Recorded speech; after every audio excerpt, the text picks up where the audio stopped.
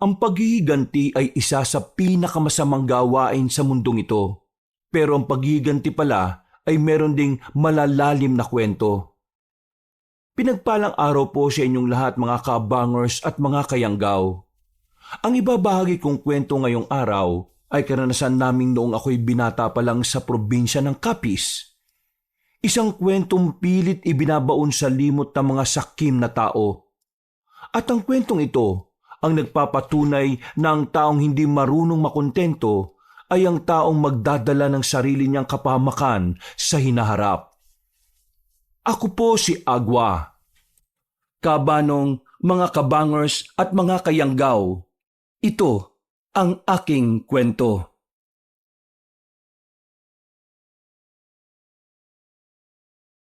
Bago nga pala magsimula ang ating kwento, sana'y mapindot nyo muna ang subscribe button at ang notification bell para lagi kayong nanonotify pag may bago tayong mga kwento.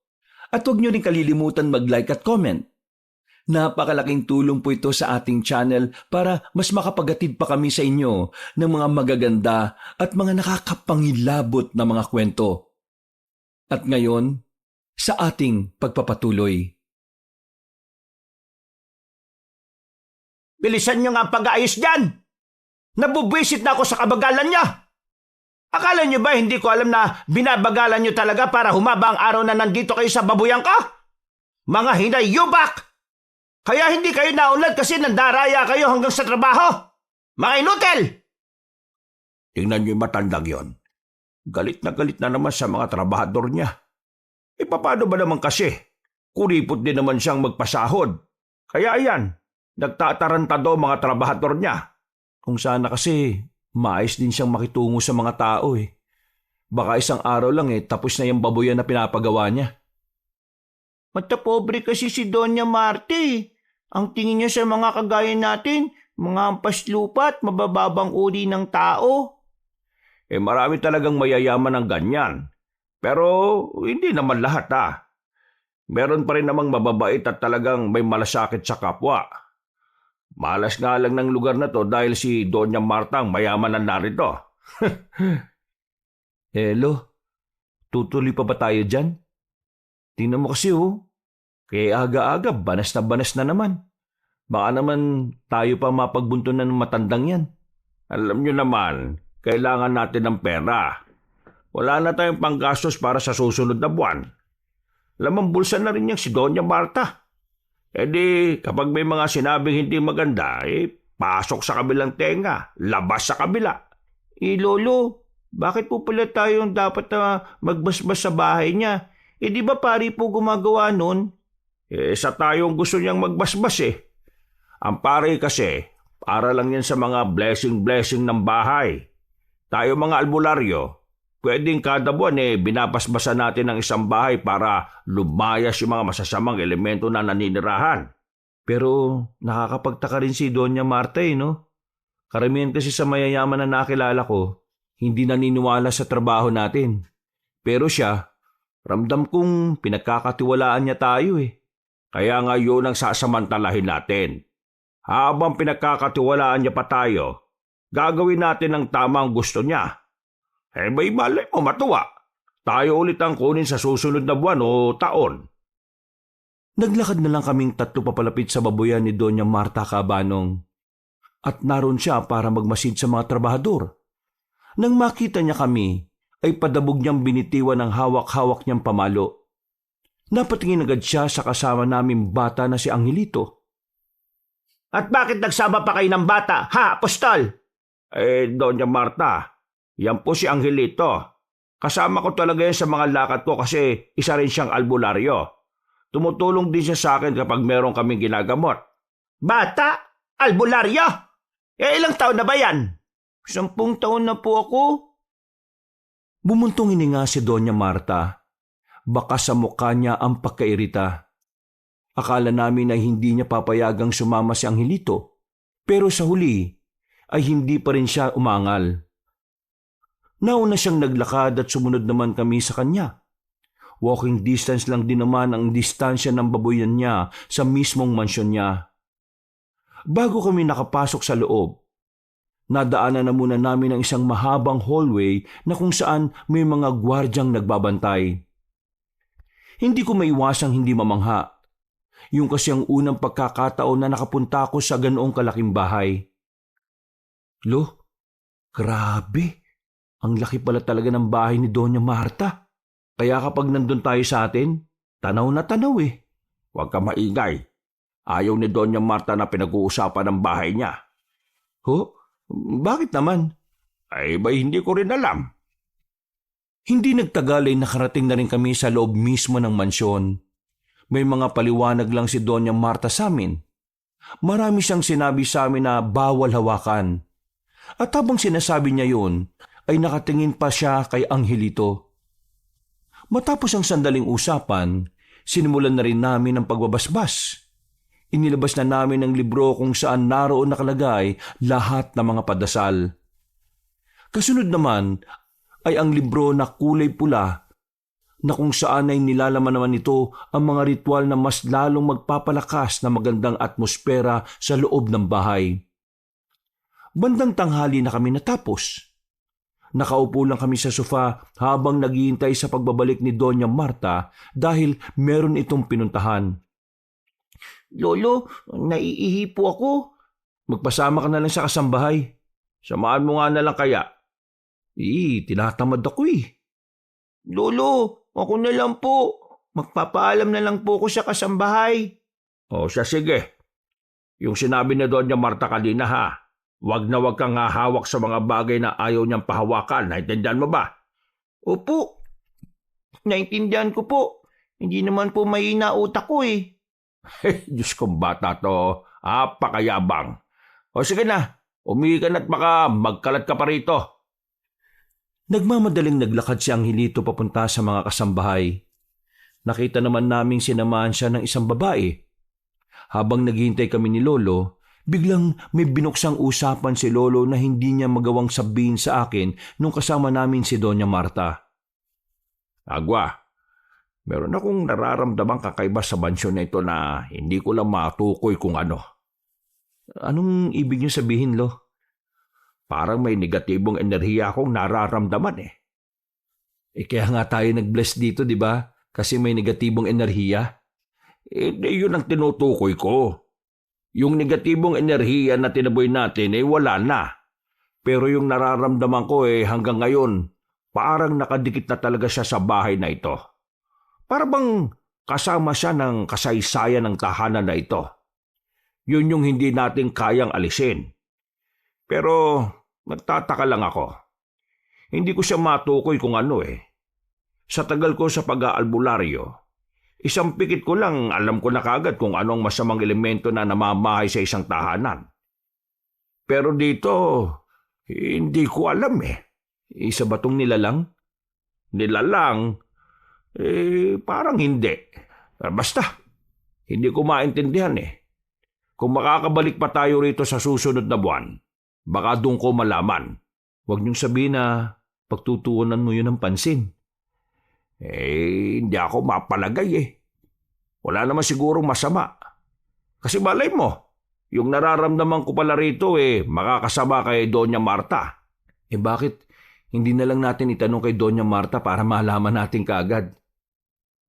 Subukan natin kapag nakabalik na siya. Oh, ayan na pala siya. Tumayo kami at tumindig na maayos. Tumingin sa amin ng seryoso matandang babae. Mukhang good mood na siya noong mga oras na yon kaya nabawasan ang kaba ko.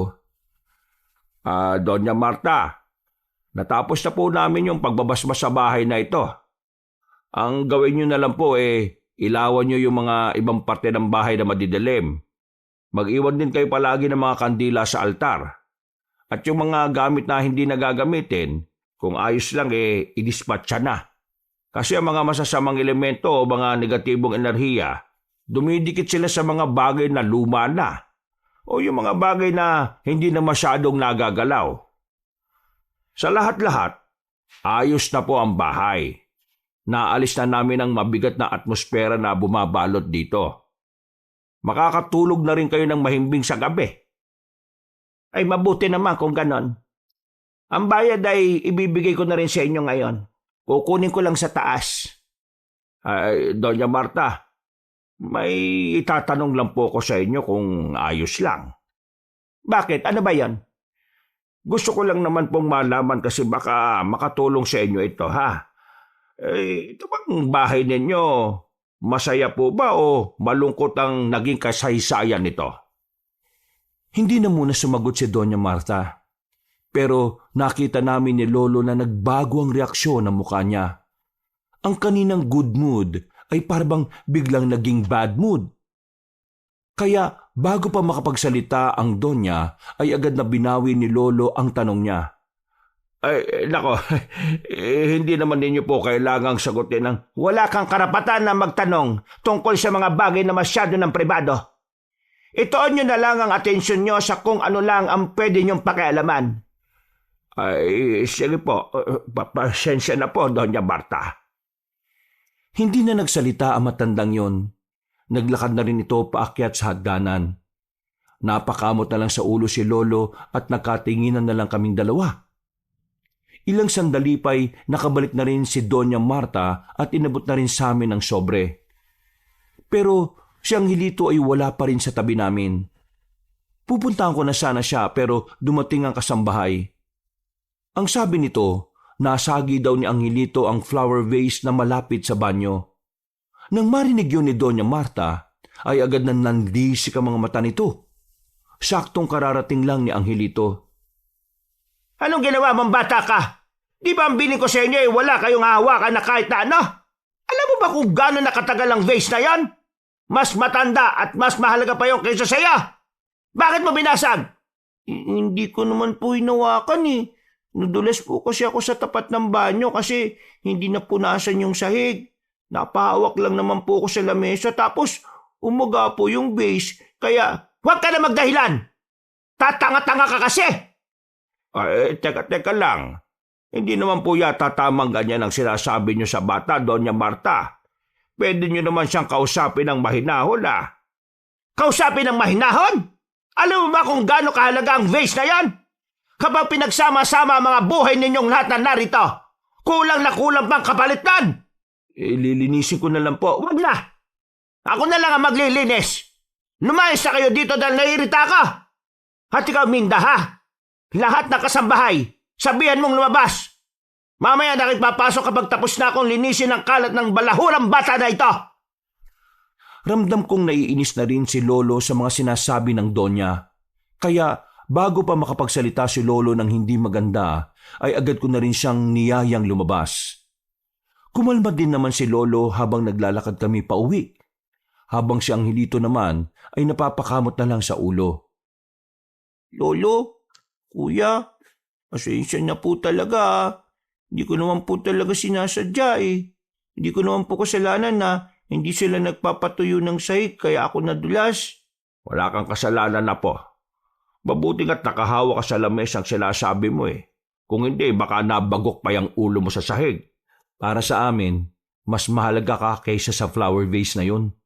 Yung flower vase po, yung laman po niya dugo. Ano? Dugo? Sigurado ka ba dyan sa sinasabi mo, ha? Opo, Lolo. Tingnan mo tong damit ko, nabayaran ng kaunti. Aba, oo nga Lo. Dugo nga ito ah. Siguro po, may tinatagong sikreto si Doña Marta. Kasi ayaw niyang ipalinis sa iba yun eh. Ang tanong din dyan, anong klaseng dugo ang nakalagay sa vase na yon? Ang sabi po ng kasambay sa akin, matagal na raw po yung vase na yun doon. Hindi raw po pinapalitan ng laman kasi ayaw ipagalaw ng Donya yon. Ibig sabihin, yung dugong nakalagay dun matagal na rin. Paanong nangyari yun dapat natutuyo na yun kung taon na rin yung binibilang.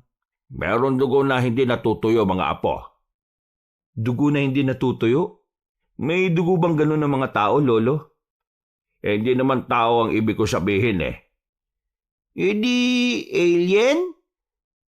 Alien ang pinagsasasabi mo. Puro ka talaga kalokohan na po. Ano nga yun, Lo? Nung binata pa lang ako, pinag-aaralan namin sa pag-aalbularyo ang iba't ibang uri ng dugo. Parte kasi yon sa sinasagawa naming pag-aalay sa mga elemento noon. Dapat, Alam mo mga uri ng dugo bago ka makapagsagawa ng isang pag-aalay. Doon ko natutunan na merong 2 uri ng dugo na hindi natutuyo kahit ilang taon pa lumipas. At ang una nito ay ang dugo ng tikbalang. Pinaniniwalaan ng dugo ng tikbalang ay hindi natutuyo basta-basta. Ang isang patak, tumatagal lang halos 1 buwan bago matuyo. Pero kapag pinagsama-sama mo ang dugo sa iisang lalagyan, hindi na sila natutuyo. Mahirap makapatay ng tikbalang kaya yung tungkol sa dugo niya, kakaunting albularyo pa lang ang nakakapagpatunay nun. Ang pangalawang dugo ay ang dugo ng aswang. Ito talaga, subok na.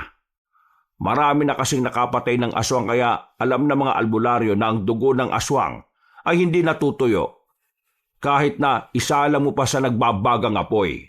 Ibig sabihin, malaki ang posibilidad na ang laman ng flower vase na yun dugo ng aswang? Malaki talaga ang tsansa na tama ang sinasabi mo. Pero hindi pa rin natin dapat isantabi na pwedeng dugo rin yun ang tikbalang. Ang pinakadapat nating isipin dito, para saan ang dugo na yon? Anong papel nun sa bahay ni Doña Marta? Isa lang po talaga ang ibig nitong sabihin. Meron po talagang tinatagong lihim ang Donya. Kailangan natin malaman yun, Lo. Hindi.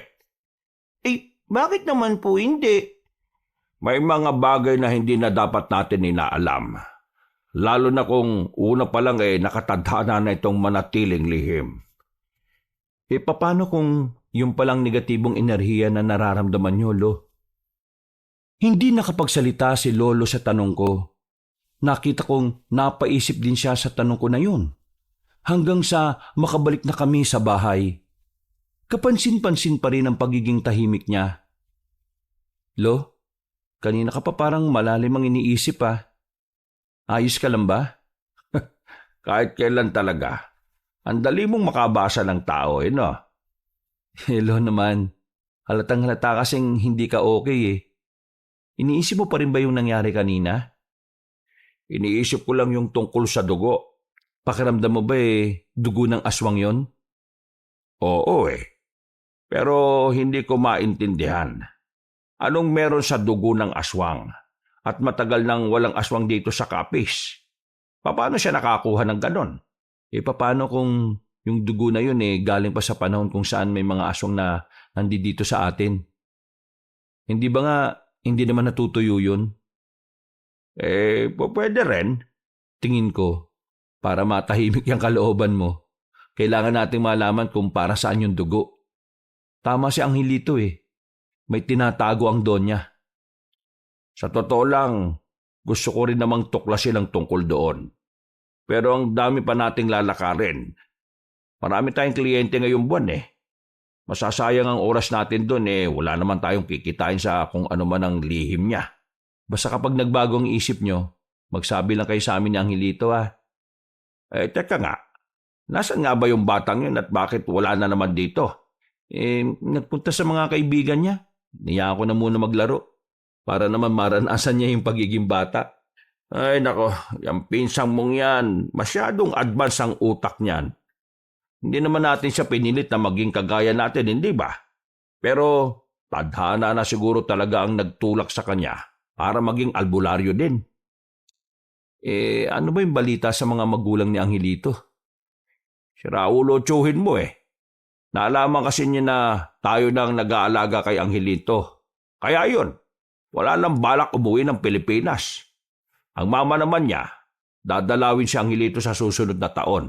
Pero wala namang paramdam ngayon. Ay nako, ewan ko ba? Naawa nga ako sa batang yun Dapat kasi iba na lang ang naging magulang niya. Ang mahalaga nandito naman tayo para sa kanya. Hindi niya nararamdaman na nag-iisa siya. Ay tama ka naman dyan. Ang mabuti pa po, pagtimpla mo na lang ako ng tsaa.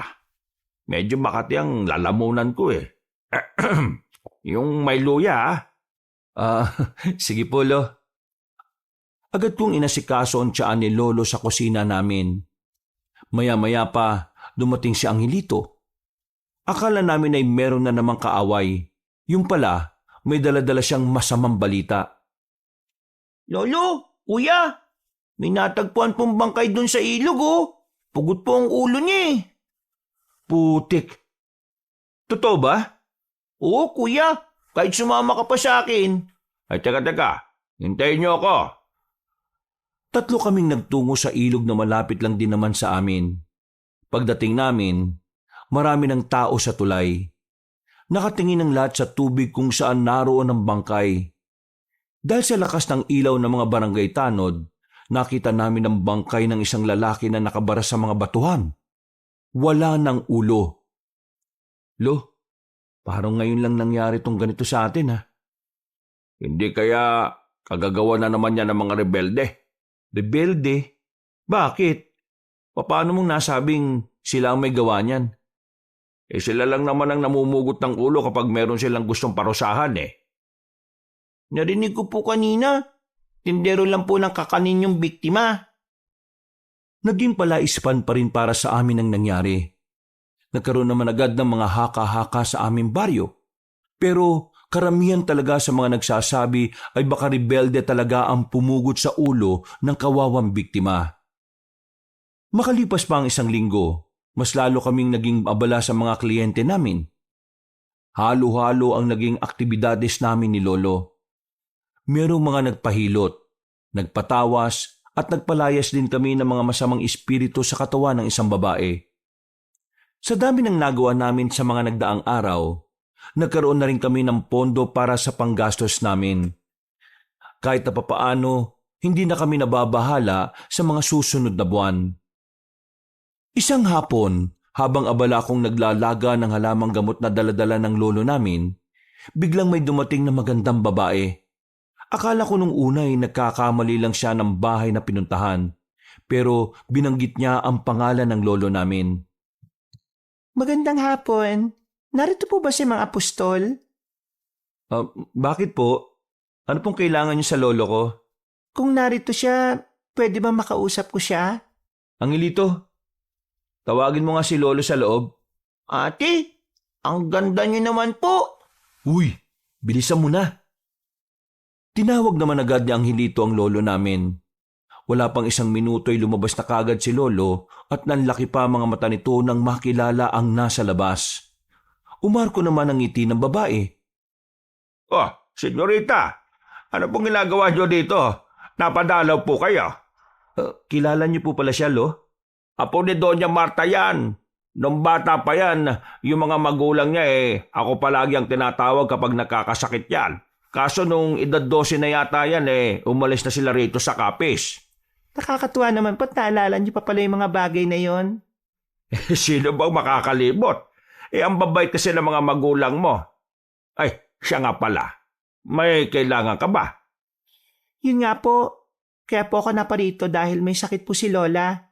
Pag-uwi ko ng mansyon, ang sabi sa akin ng mga kasambahay, 2 araw na raw na hindi magandang pakiramdam niya.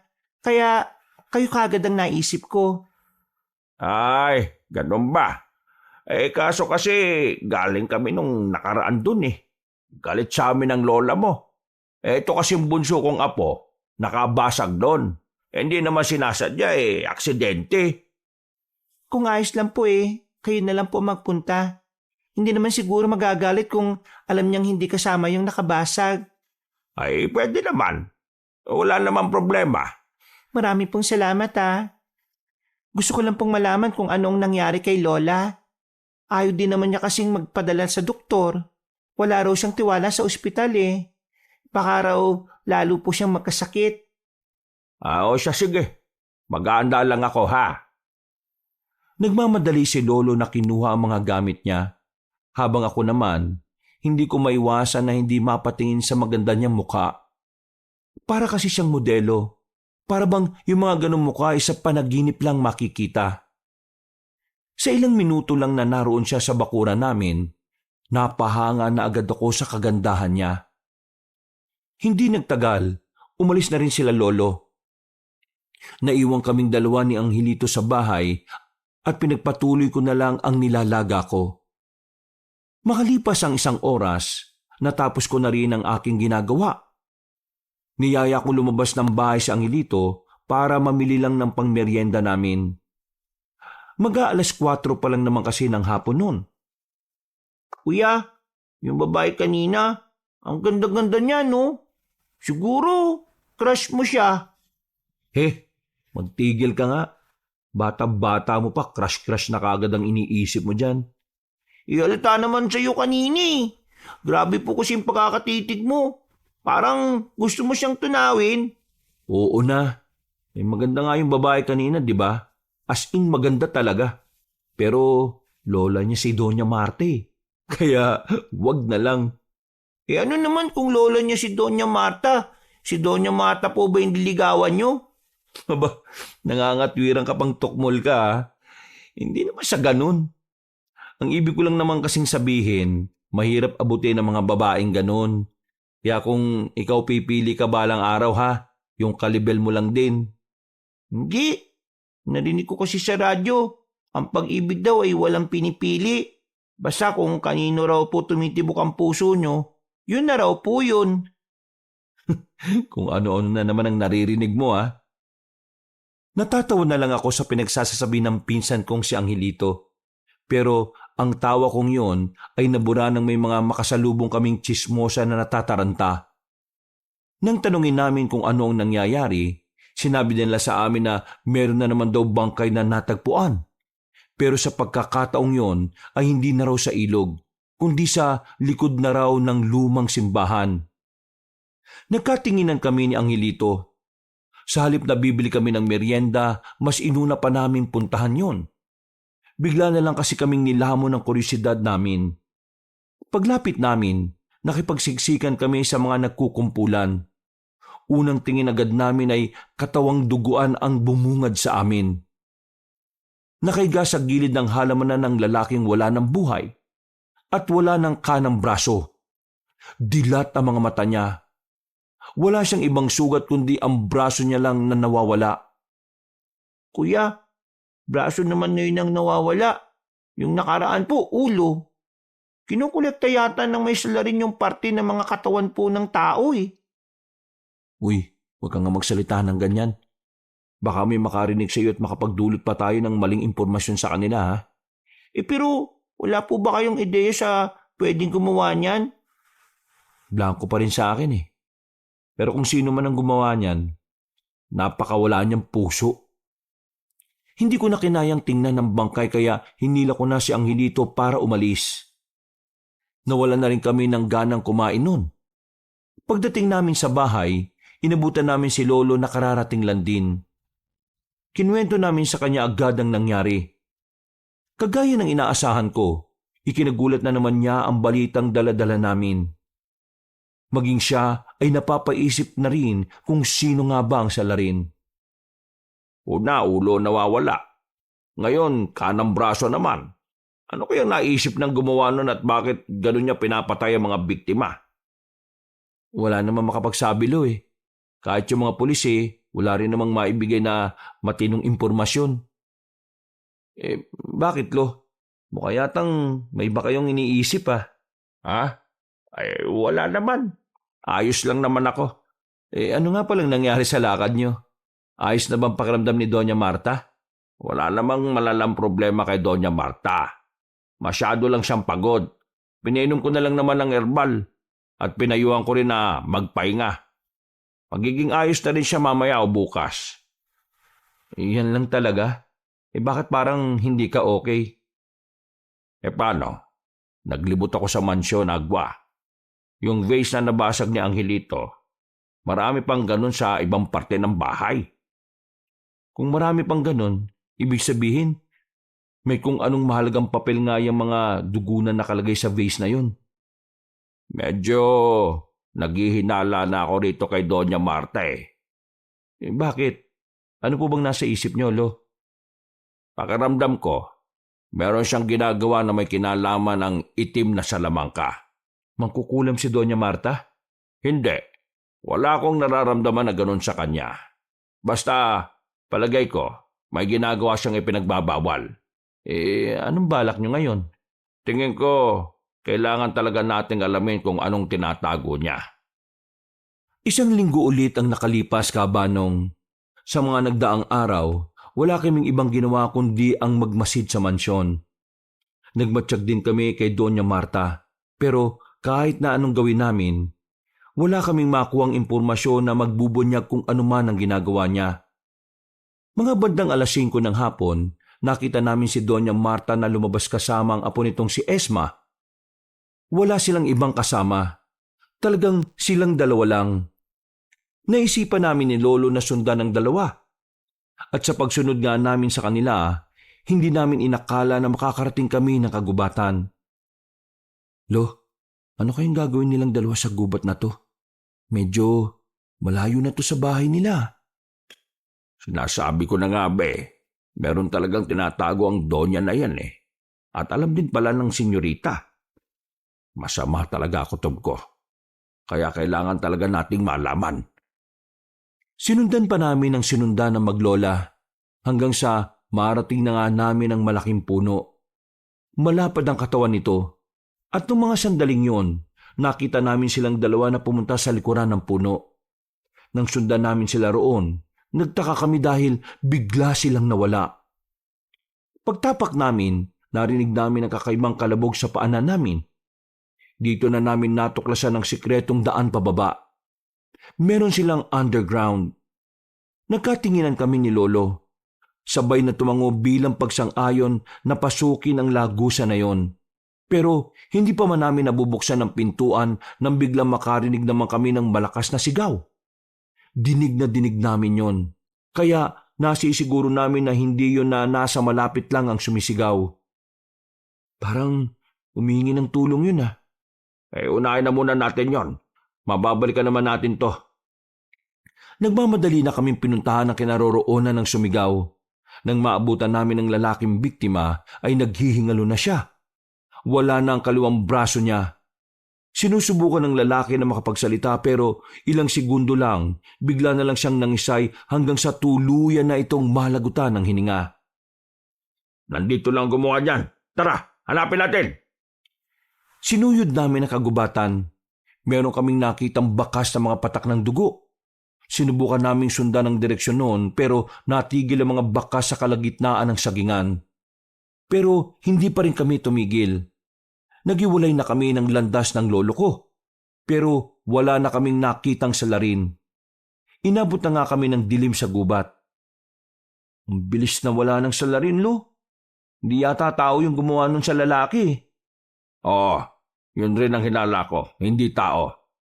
At merong pattern kung paano siya pumatay. Anong ibig niyo sabihin, Lo? May ideya ka na ba? Isang tao lang makakakumpirma ng mga naisip ko. Si Dodong. Nilisan namin ang kagubatan. Hindi na namin nabalikan pa ang bangkay. Hinayaan na lang namin na iba ang makatuklas kaysa kami pa ang mapagbintangan. Yung lagusan naman na pinasukan ng maglola, isinantabi na lang muna namin. Mas inuna namin puntahan ang kakilala ni Lolo na binatang albularyo. 10:00 na ng gabi nang makarating kami sa kabilang baryo. Sa bakuran pa lang ay nakita na kami ng lalaking yun. Hindi ko siya kilala. Ni minsan ay hindi nagtagpo ang landas namin. Pero base sa kung papaano sila mag-usap ng lolo ko, ay parang matagal na silang magkakilala. Oh, long time no see mga pustol. Ano't napadpad ka rito at may kasama ka pang alalay ha? Hindi ko alalay yan, apo ko yan. Isa ring albularyo. Oh, kinagagala ko makilala ka pre. Ay, Dodo nga pala pangalan ko. Agwa naman ang pangalan ko. Wow, Agwa. Kaano-ano mo si Vendetta? Hindi kami nagpunta rito para makipagbiruan, Dodong. May malaga kaming gustong maalaman. At tingin ko ikaw lang ang makapagbibigay sa amin ng impormasyon na yon. Aba, mukhang seryosong bagay na ang pag-uusapan natin ha.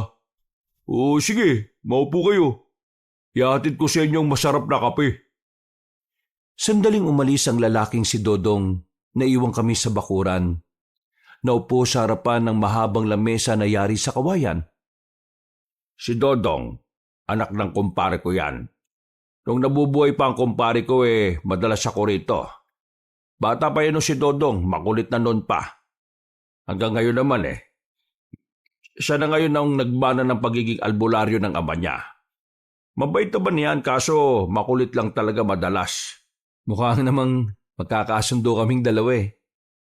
Oh, ito na ang masarap na kape. Ang bilis ko magtimpla, di ba? Ngayon, anong pag-uusapan natin? Nung kasama ko pang tatay mo, meron siyang binanggit sa akin na isang pamamaraan ng pag-aalay para buhayin ng isang nilalang na namayapa na. Hindi ko na maalala ang tawag doon eh. Pero pagkakaalala ko, kailangan ng iba't ibang parte ng katawan ng tao. Pagkakabit-kabitin bago ito lagyan ng malakas na ritual. Nabanggit ba sa'yo ng tatay mo kung ano yon? Alam ko yan. Dugtong buhay ang tawag dyan nila tatay. Dugtong buhay?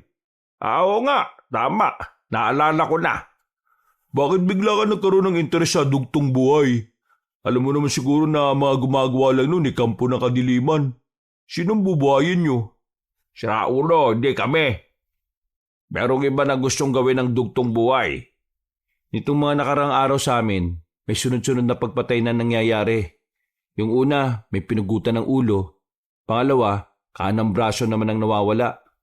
At sa pangatlong biktima, yung kaliwang braso naman ang kinuha. Wala kaming mahanap na salarin. May ideya na ako kung anong ginagawa nun. Pero gusto kong marinig mula sa'yo para makumpirma. Aswang. Aswang ang gumagawa niyan. Ang aswang din naman ang nagpauso niyan eh. Ayon kay tatay. Ginagawa yan ng mga aswang kapag meron silang gustong buhayin na malakas na aswang. Parami silang gumagawa niyan. Isang grupo. O baka nga higit pa eh. Ibang grupo ng mga pumapatay para kumulekta ng parte ng katawan. Iba rin naman ang nagri-ritual. Lahat ng bibiktimahin nila ay yung mga taong may masamang pag-uugali. Basta lahat ng taong marami ng ginagawang kasamaan o kaya naman yung mga taong pasuko na sa buhay. Ang negatibong enerhiya kasi na daladala ng taong yun ang mas lalo magpapalakas sa ritual. Sa oras na makumpleto na nila ang parte ng mga katawan, sisimulan na nila ang ritual.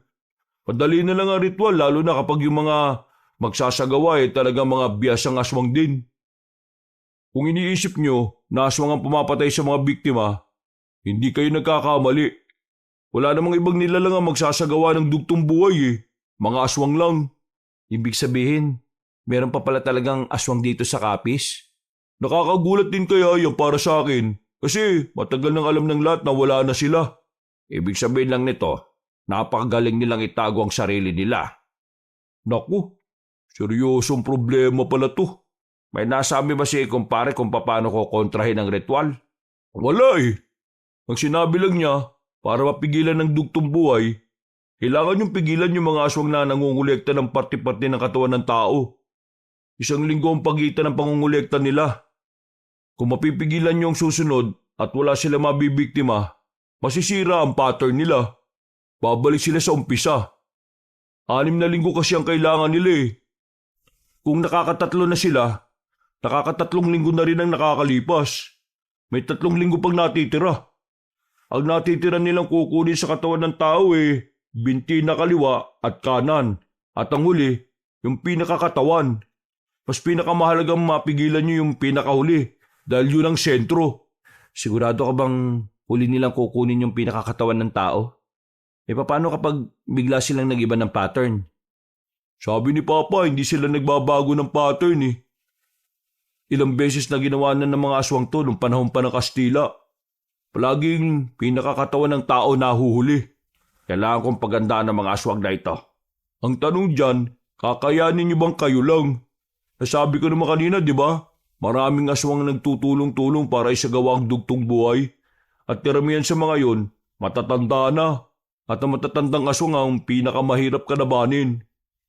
Kaya nga kailangan namin ng tulong ng ibang albularyo. Kasama ka na ron.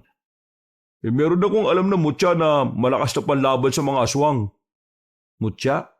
Yung nagtataglay ng kakaibang kapangyarihan? Mismo! Saan naman namin makikita ang mutya na yan? Hawak ko yung isa kong kakilala na albularyo din. Pero sa hindi maipaliwanag na dahilan, hindi niya yun magamit eh. Susubukan natin na baka kayo ang pwede makagamit nun. Kaya bukas ng umaga, puntahan ka agad natin. Sigurado ka bang matutulungan tayo ng mutya na sinasabi mo? Alam mo naman siguro nung nakaraang taon, maraming mutya ang naglabasan na hindi naman pala gumagana. Gumagana ang mutya na sinasabi ko. Kaso, minsan na rin nabanggit sa akin ng tatay ko yun. Ang mutya na galing mismo sa katawan ng sinaunang albularyo. Kahit matagal na si Lolo sa pagiging albularyo, hindi niya alam ang tungkol sa mutya na sinasabi ni Dodong. Ganun pa man, pinagkatiwalaan namin siya sa sinabi niya. Matapos naming makuha ang impormasyon na kailangan namin, ay umalis na rin kami. Umuwi na lang muna kami sa bahay. Inabutan naming natutulog na si Angelito. Sandali pa kaming tumambay ni Lolo sa bakuran. Napapaisip kung ano ang gagawin. Kahit hindi pa naman kami direktang naapektuhan ng ginagawa ng mga aswang, ramdam naming obligasyon namin na protektahan ng mga nasa baryo. Kinabukasan ng umaga, isinama na namin si Angelito sa lakad namin dahil walang magbabantay sa kanya. Pinuntahan namin si Dodong at pagkatapos ay sabay-sabay kaming lumarga gamit ang kanyang tricycle. Hindi naman kalayuan ang binyahe namin kaya 8:00 pa lang ng umaga ay narating na rin ng bahay ng sinasabi ni Dodong na kakilala niya. Rogelio! Long time no see ah! Anong ginagawa mo rito? Yan talaga bungad mo? Wala bang good morning man lang? Anong good morning eh? Alam ko naman na papasyal ka lang dito kapag may kailangan ka. Teka, sino pala yung mga kasama mo? Pamilyang albularyo. Ito si Mang Apostol, kumpare ni Erpat. Matagal ng albularyo yan. Veterano na rin na may tuturing. Ito naman si Agua, apo niya. At itong batang ito, si Angelito. Pati itong batang to, albularyo? Opo, albularyo po ko. Marami na po kong napagaling. Ano bang kailangan nyo? Nabanggit ko sa kanila tungkol sa mutya. Naisip ko lang na baka isa sa kanilang 3 ang makagamit nun.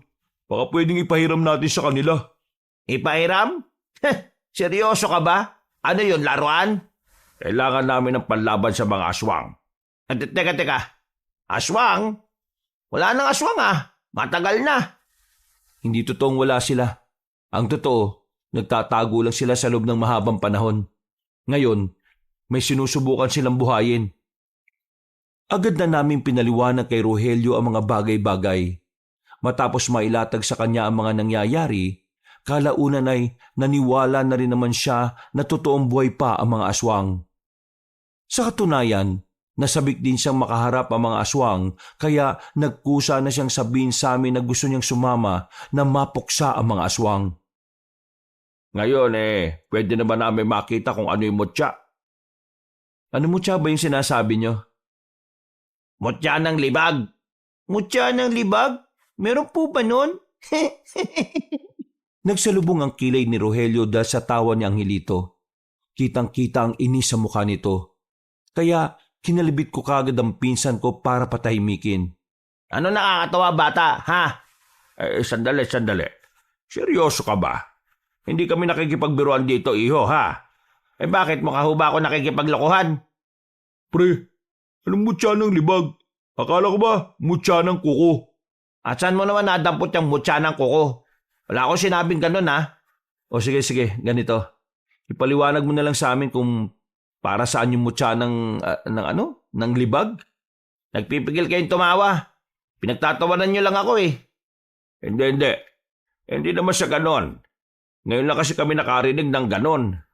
Ang mabuti pa, sabihin mo na lang sa amin ang bagay tungkol sa mutya na yon.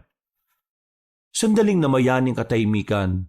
Pero ang totoo, gusto ko na rin tumawa ng mga sandaling yon, kabanong. Humugot ng malalim na paghinga si Rogelio. Nang makita niyang handa kaming makinig, ay sinimulan na rin niya ang pagsasalita. Nakakatawa mang isipin pero ang mutya na tinutukoy ko ay totoong nanggaling sa libag. Mula ito sa katawan ng sinaunang albularyo na si Ramses. Pinagpasapasahan na ito ng angka namin hanggang sa makabagong henerasyon. Pero ni isa sa amin walang makagamit. Ang sabi ng mga kamag-anak ko, ang tanging makakagamit lang daw nun ay ang taong may pinakamalinis na puso. Ang sino mang makakahawak sa mutya ay siyang itinakdaan na gumamit nito. At para mapalabas ang totoo nitong kapangyarihan, kailangang hindi maligo ang gagamit sa loob ng 1 buwan. Teka, hindi maliligo? Para ano? Lakas amot ah. Seryoso nga ako sa sinasabi ko. Kahit ipabasa ko pa sa inyo yung libro. Sige, tuloy mo. Ang nagmamayari kasi ng mutya nito ay si Ramses. Hindi niya hilig maligo. Sa kakaiwas niya sa kalinisan, doon lumabas yung mutya sa mismong katawan niya. Kailangan maramdaman ng mutya na ang nagmamayari sa kanya kagaya rin ng una niyang amo. Hindi rin ba kayo naligo ng 1 buwan nung sinubukan yung gamitin yon? Oo, kaso hindi namin mapagana sa hindi maalamang dahilan Busilak din naman ang puso namin, pero hindi ko alam kung bakit ayaw gumana. Sige, ipakita mo sa amin yung mutya ng libag. Sandaling umalis si Rogelio at sa kanyang pagbabalik, daladala na niya ang isang garapon. Nasa loob ng garapon na yun ay ang binilog na libag na halos kasing laki ng holen. Niligay ni Rogelio ang mutya sa palad niya, pero nakita na lang namin na biglang dumudugo na ang dalawa niyang ilong. Nakaramdam din siya ng pagkahilo kaya nag-alala na kami sa kanya. Agad niyang binitiwan ang mutya at nilagay muna sa lamesa. Hindi ko talaga kaya. Anong nangyari? Kapag hindi ikaw ang gustong piliin ng mutya, makakaramdam ka ng hilo kapag ginawa ka mo siya. Dudugo ang ilong mo at lalamigin ka. Paano malalaman na ikaw ang pinili ng mutya na yan? Hindi ko rin alam Ang sabi lang sa akin ng matatanda, kailangan busilak ang puso ng taong kanyang pipiliin.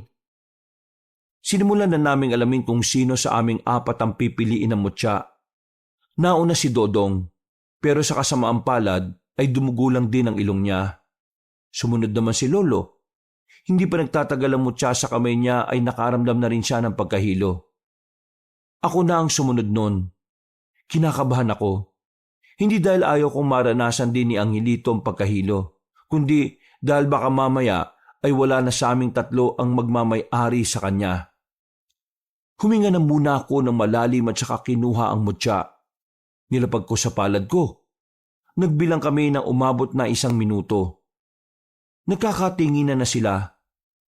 Nagtataka sila dahil sa akin lang tumagal ang mutya nang hindi ako nahihilo at dinuduguan ng ilong.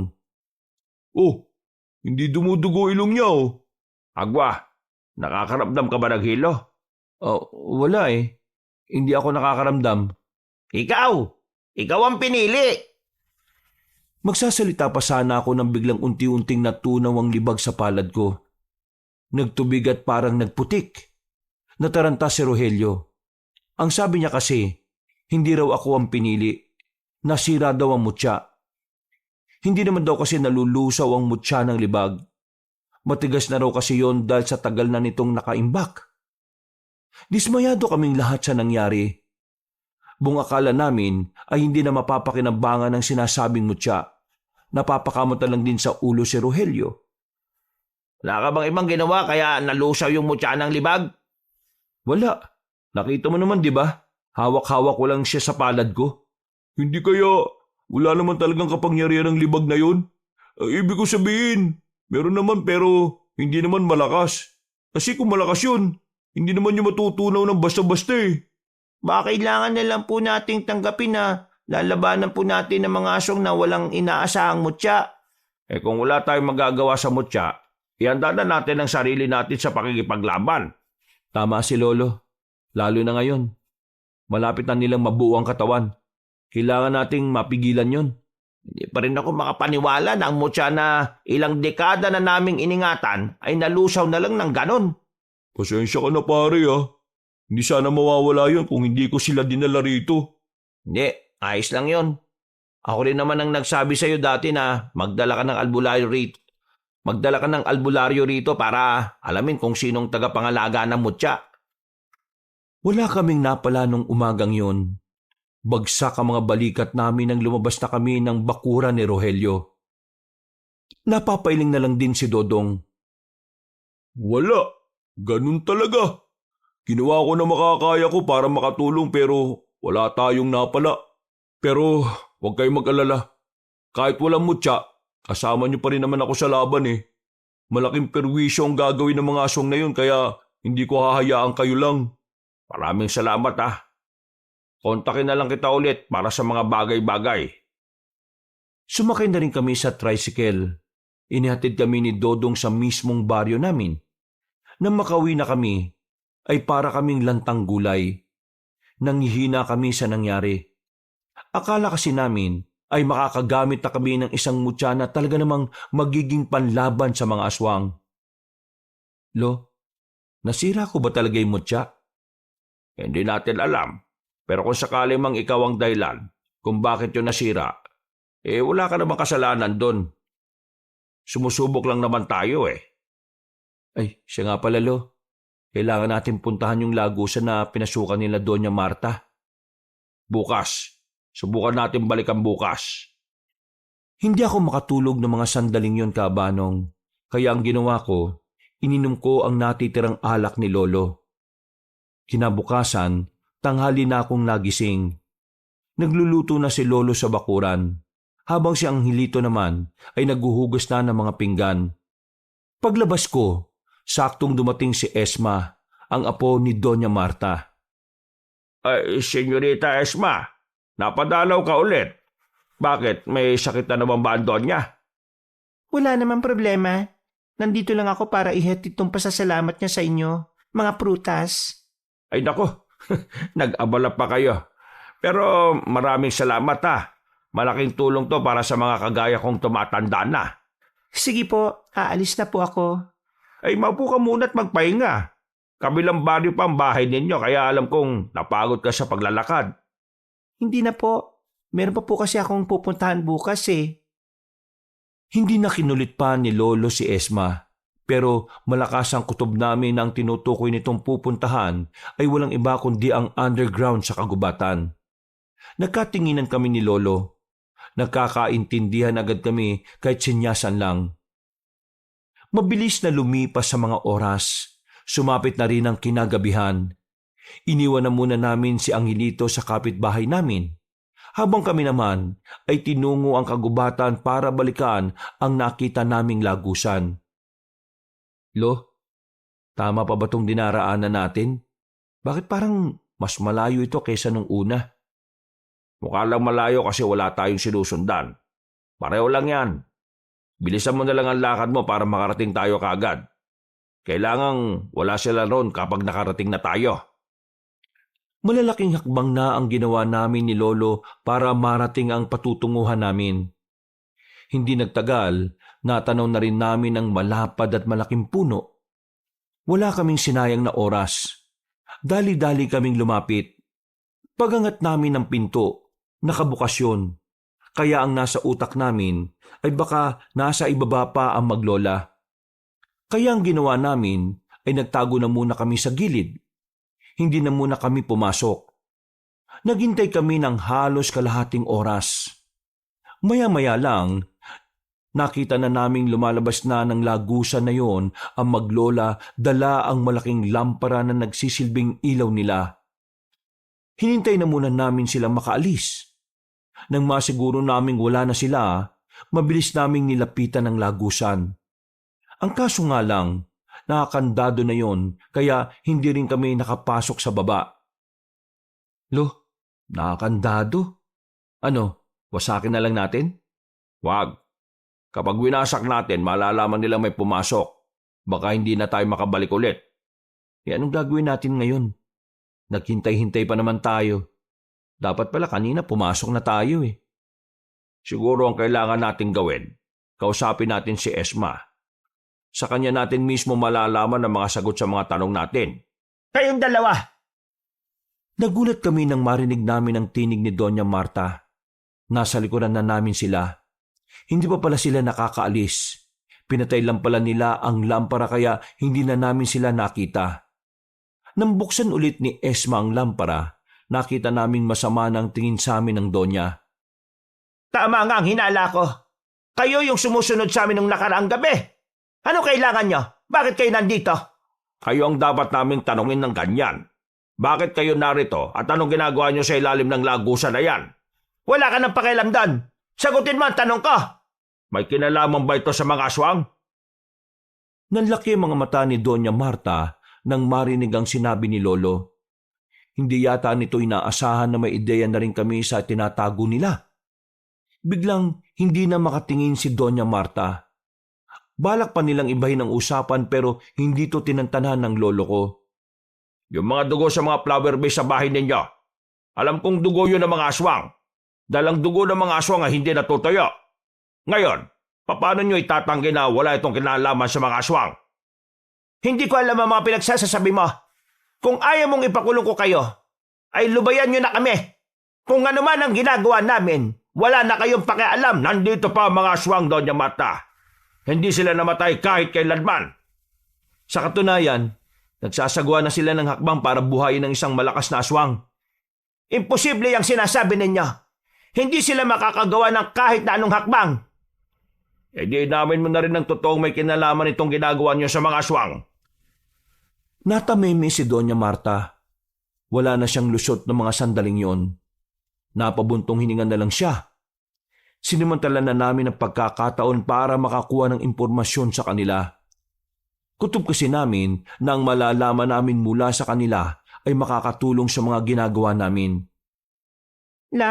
Mukhang kailangan na rin nilang malaman. Hindi na tayo makakalusot. Pinubukas ulit ni Doña Marta ang lagusan. Isinama niya kaming bumaba roon para pag-usapan kung ano man ang nalalaman nila. Nang nasa loob na kami, isa-isa nilang sinindihan ng mga malalaking sulok. Nakakamangha dahil yun ang unang beses na nakapasok ako sa isang underground. Para siyang kuweba sa ilalim na may malawak din na espasyo. Para saan ka namin ay sagradong lugar na ito? Kung ano man ang malalaman nyo ngayon, makakaasa ba kung hindi ito makakarating sa iba? Iingatan namin ang sikreto niyo kung yun ang gusto mo, Doña Marta. Mabuti nang nakakaintindihan tayo. Ano bang eksaktong ginagawa ng mga nagpupunta rito? Noong araw, halos lahat ng babae sa angkan namin ay miyembro ng samahan ng mga babaylan. Sa mismong lugar na ito sinasagawa ang pagriritual para sa iba't ibang layunin. Kagaya na lang ng pakikipag-usap sa mga nilalang sa kabilang mundo. Sa pagpapalakas din ng espiritual na aspeto ng mga tao sa partikular na nayon. Malaki ang naging papel ng mga babaylan noong araw, lalo na sa kalikasan. Nagsasagawa rin kasi sila ng himala para madiligan ng mga bundok na natutuyot dahil sa panahon ng tag-init.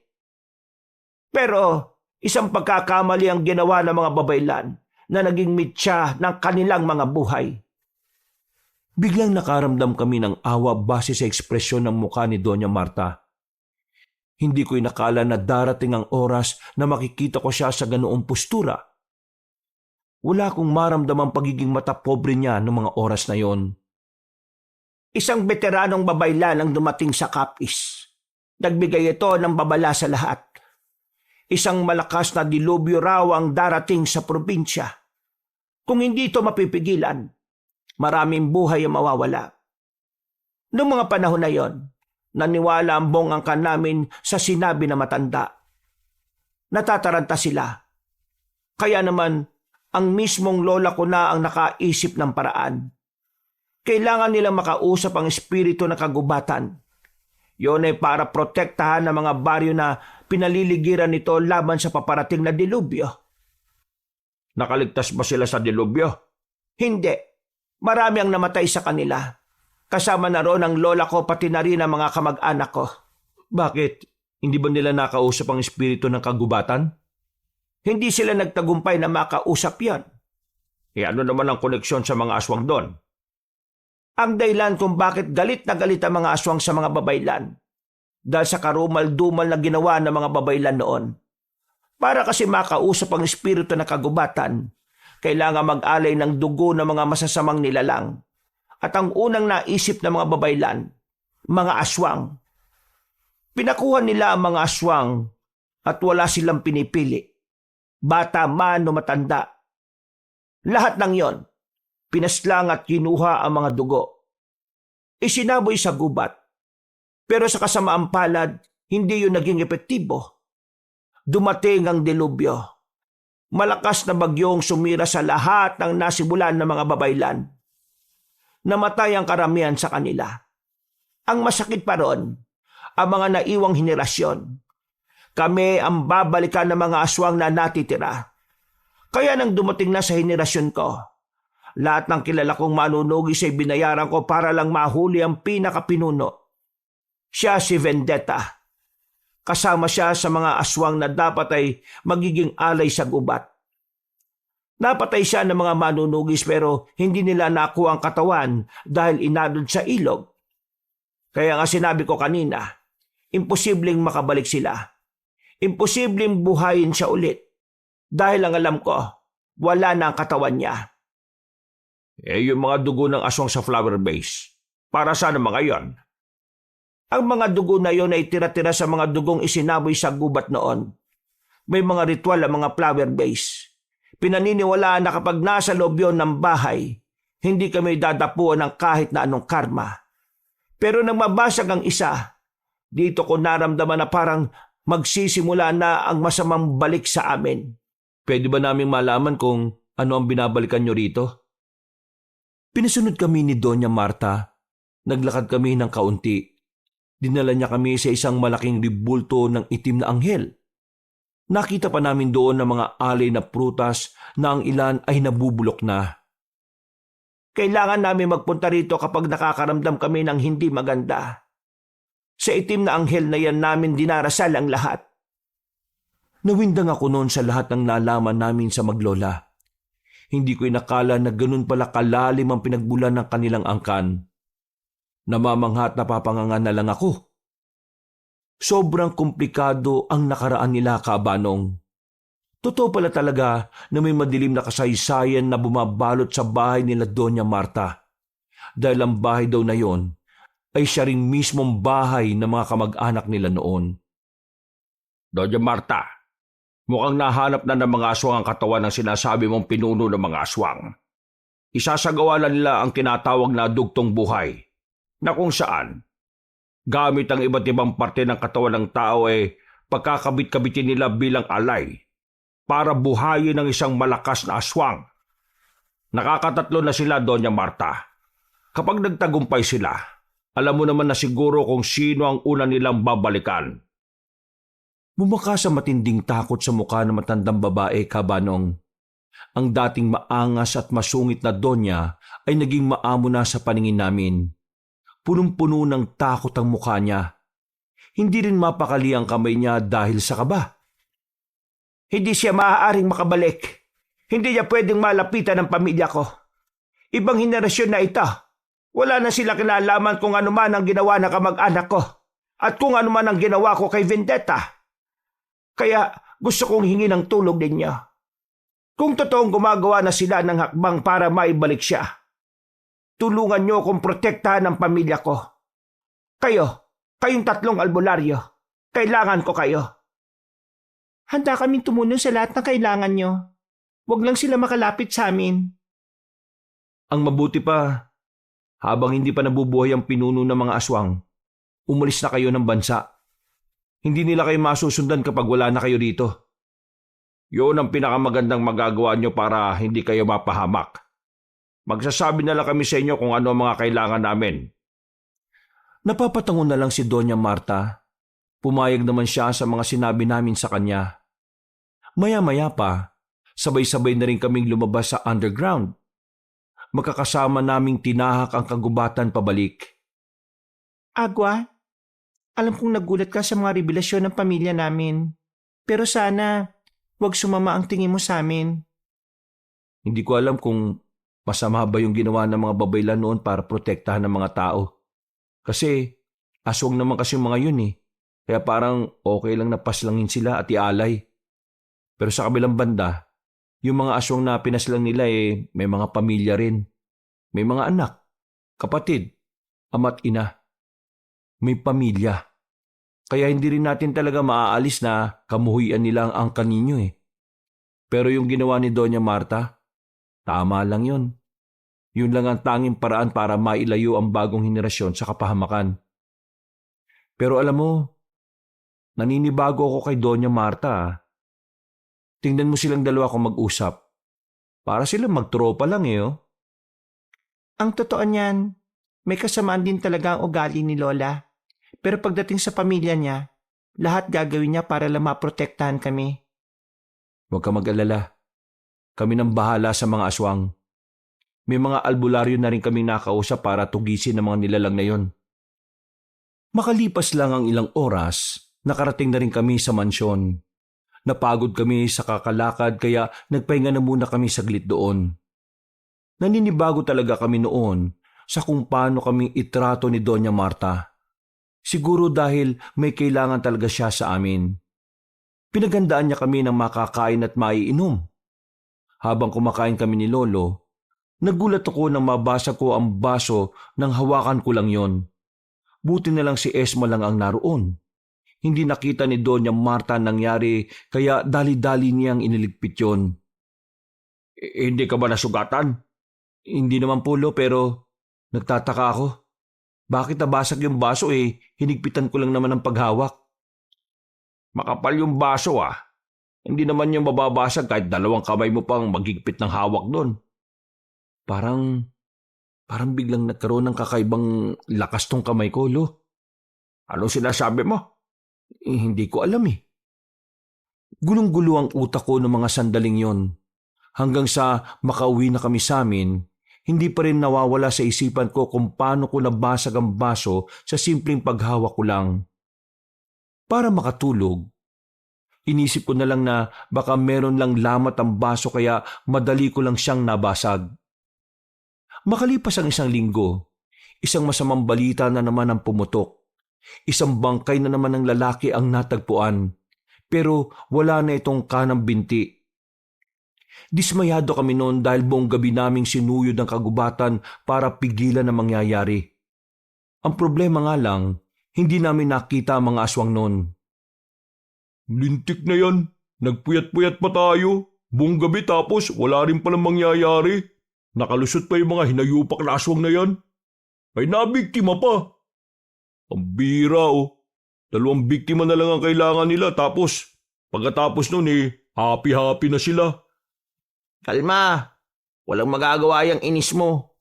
Ang mabuti pa, aralin natin ng maigi kung paano natin sila mahanap. Paano naman kasi natin matitsyempoan ng mga aswang?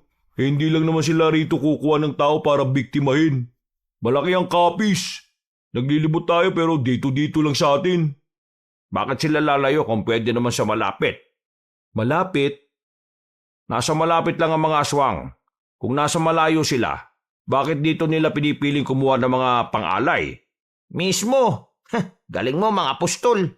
Kailangan natin ng tulong ng ibang manunugis. Kailangan nating magparonda ng maraming tao.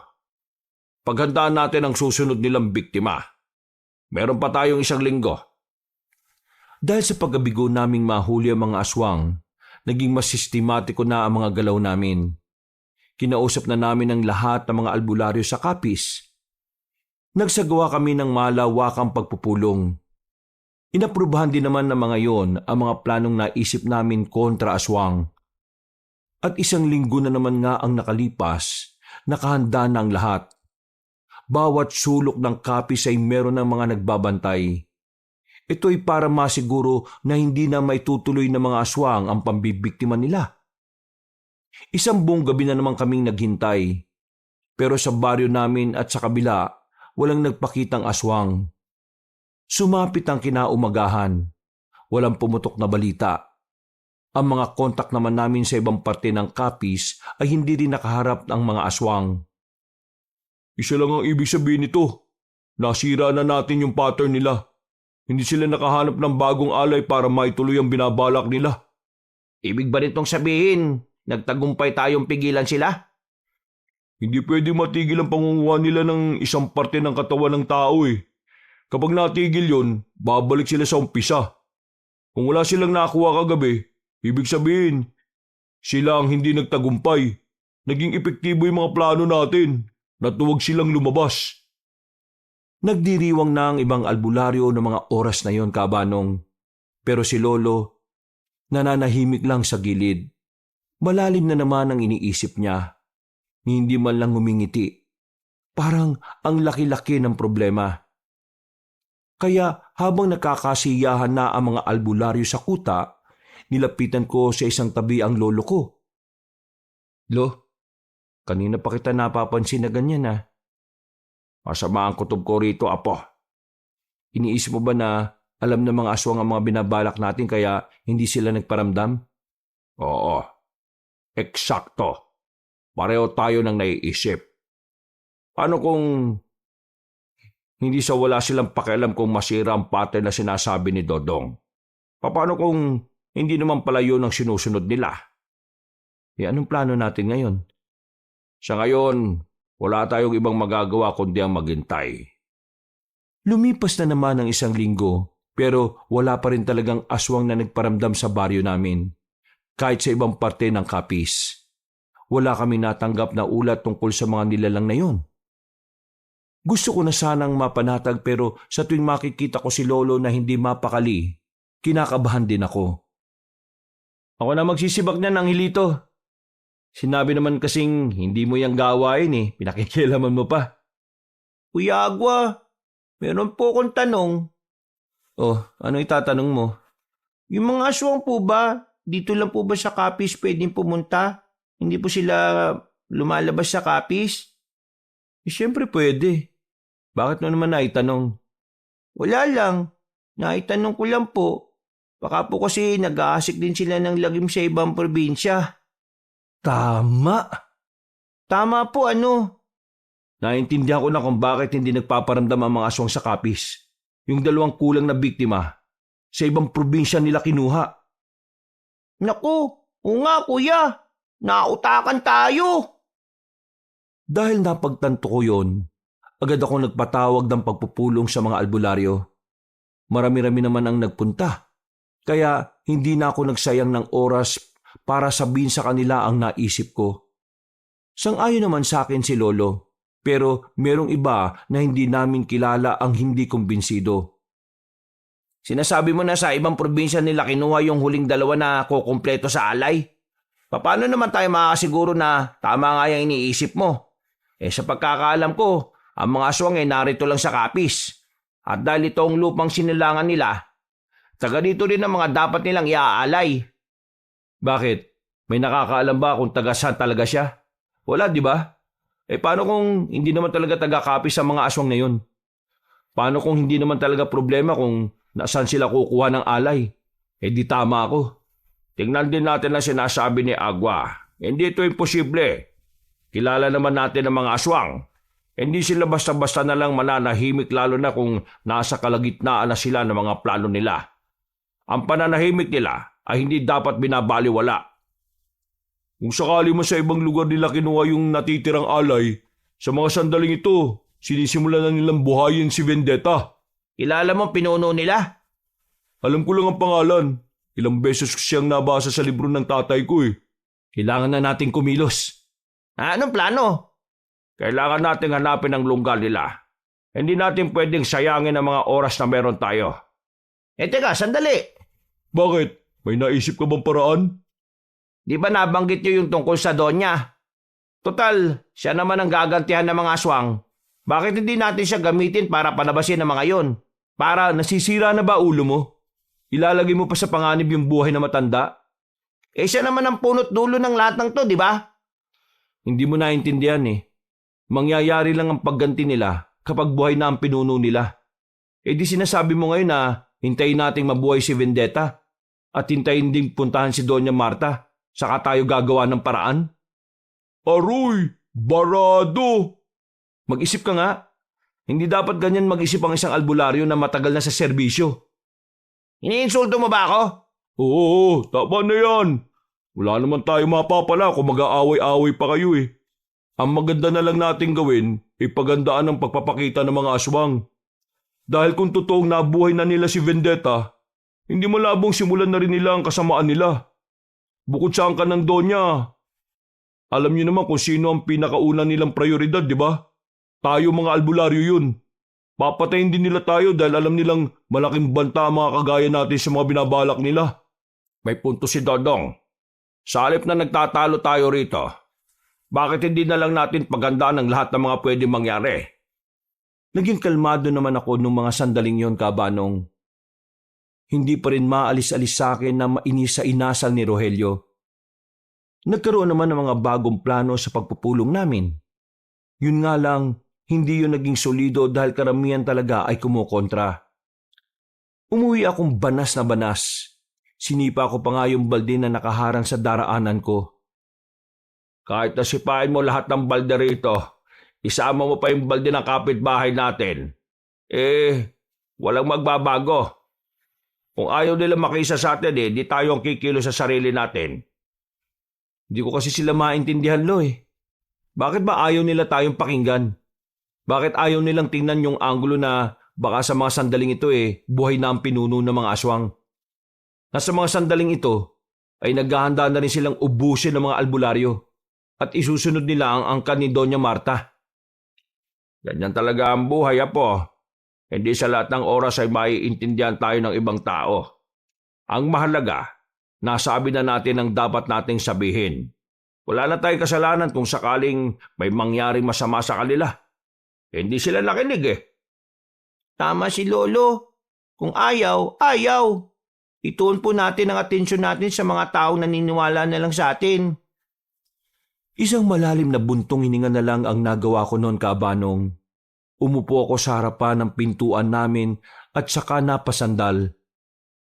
Si Doña Marta at Esma, nakaalis na ba sila sa kapis? Sinabi sa akin ni Esma na kaninang umaga ang alis nila. Siguradong wala na sila rito ngayon. Hindi na natin sila kailangang intindihin. Nasa ligtas na lugar na sila. Yelo, itong mga nakarang araw, nakakaramdam ako ng kakaiba sa sarili ko Ano bang ibig mo sabihin, Apo? Ewan ko rin Parang masyadong sensitibo mga pandama ko Hindi ko alam kung guni-guni ko lang ba. Pero ilang beses akong nakakarinig ng mga bagay na hindi naririnig ng isang normal na tao. Kagaya na lang ng alin, Kuya Agua. Kagaya na lang ng isang tinig na palaging bumubulong sa akin. Pero hindi ko naman maintindihan kung ano. Basta, parang inuudyukan niya ako sa isang bagay Hindi ba masamang elemento na gustong angkinin ng katawan mo? Hindi naman po siguro. Hindi naman ako nakakaramdam ng mabigat sa kanya Sadyang hindi ko lang talaga siya makilala. Kailangan nating malaman kung ano yan. At baka ikaw naman ang magkaproblema. Hindi na muna, Lo. Pakiramdam ko naman wala naman siya masamang binabalak sa akin. Sigurado ka ba? Opo, sigurado po ako. Lumipas pa ang ilang araw at nanatili kaming alerto. Ang hindi pagpaparamdam ng mga aswang ay simbolo ng paparating na kapahamakan.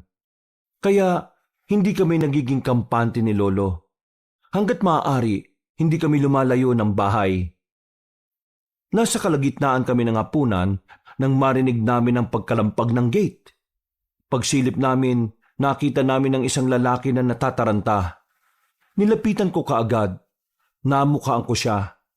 Kasamaan siya ni Dodong. Agad niyang sinabi na ang samahan daw ng albularyo sa kanilang lugar ay sinalakay na ng mga aswang. Dahil sa sinabing yun ng lalaki, wala kaming sinayang na oras. Kahit masarap ang sinigang na luto ni Angelito, iniwan na muna namin yon sa pagkainan para rumisponde sa kabilang baryo. Pagdating namin doon, nakita naming nagkakagulo na mga tao. Ang iba'y nagtatakbuhan na at ang iba namay nagsarado na ng kanilang mga bahay. Meron pa kaming inabutan na isang albularyo din na akay-akay na ng dalawang lalaki. Warak ang tiyan. Mga Apo, ihanda niyo ang sarili ninyo. Nandito na tayo sa inaasahan natin. Kahit na anong mangyari, Lo, walang maghiwalay sa atin, Andang-anda na po ako, Lo.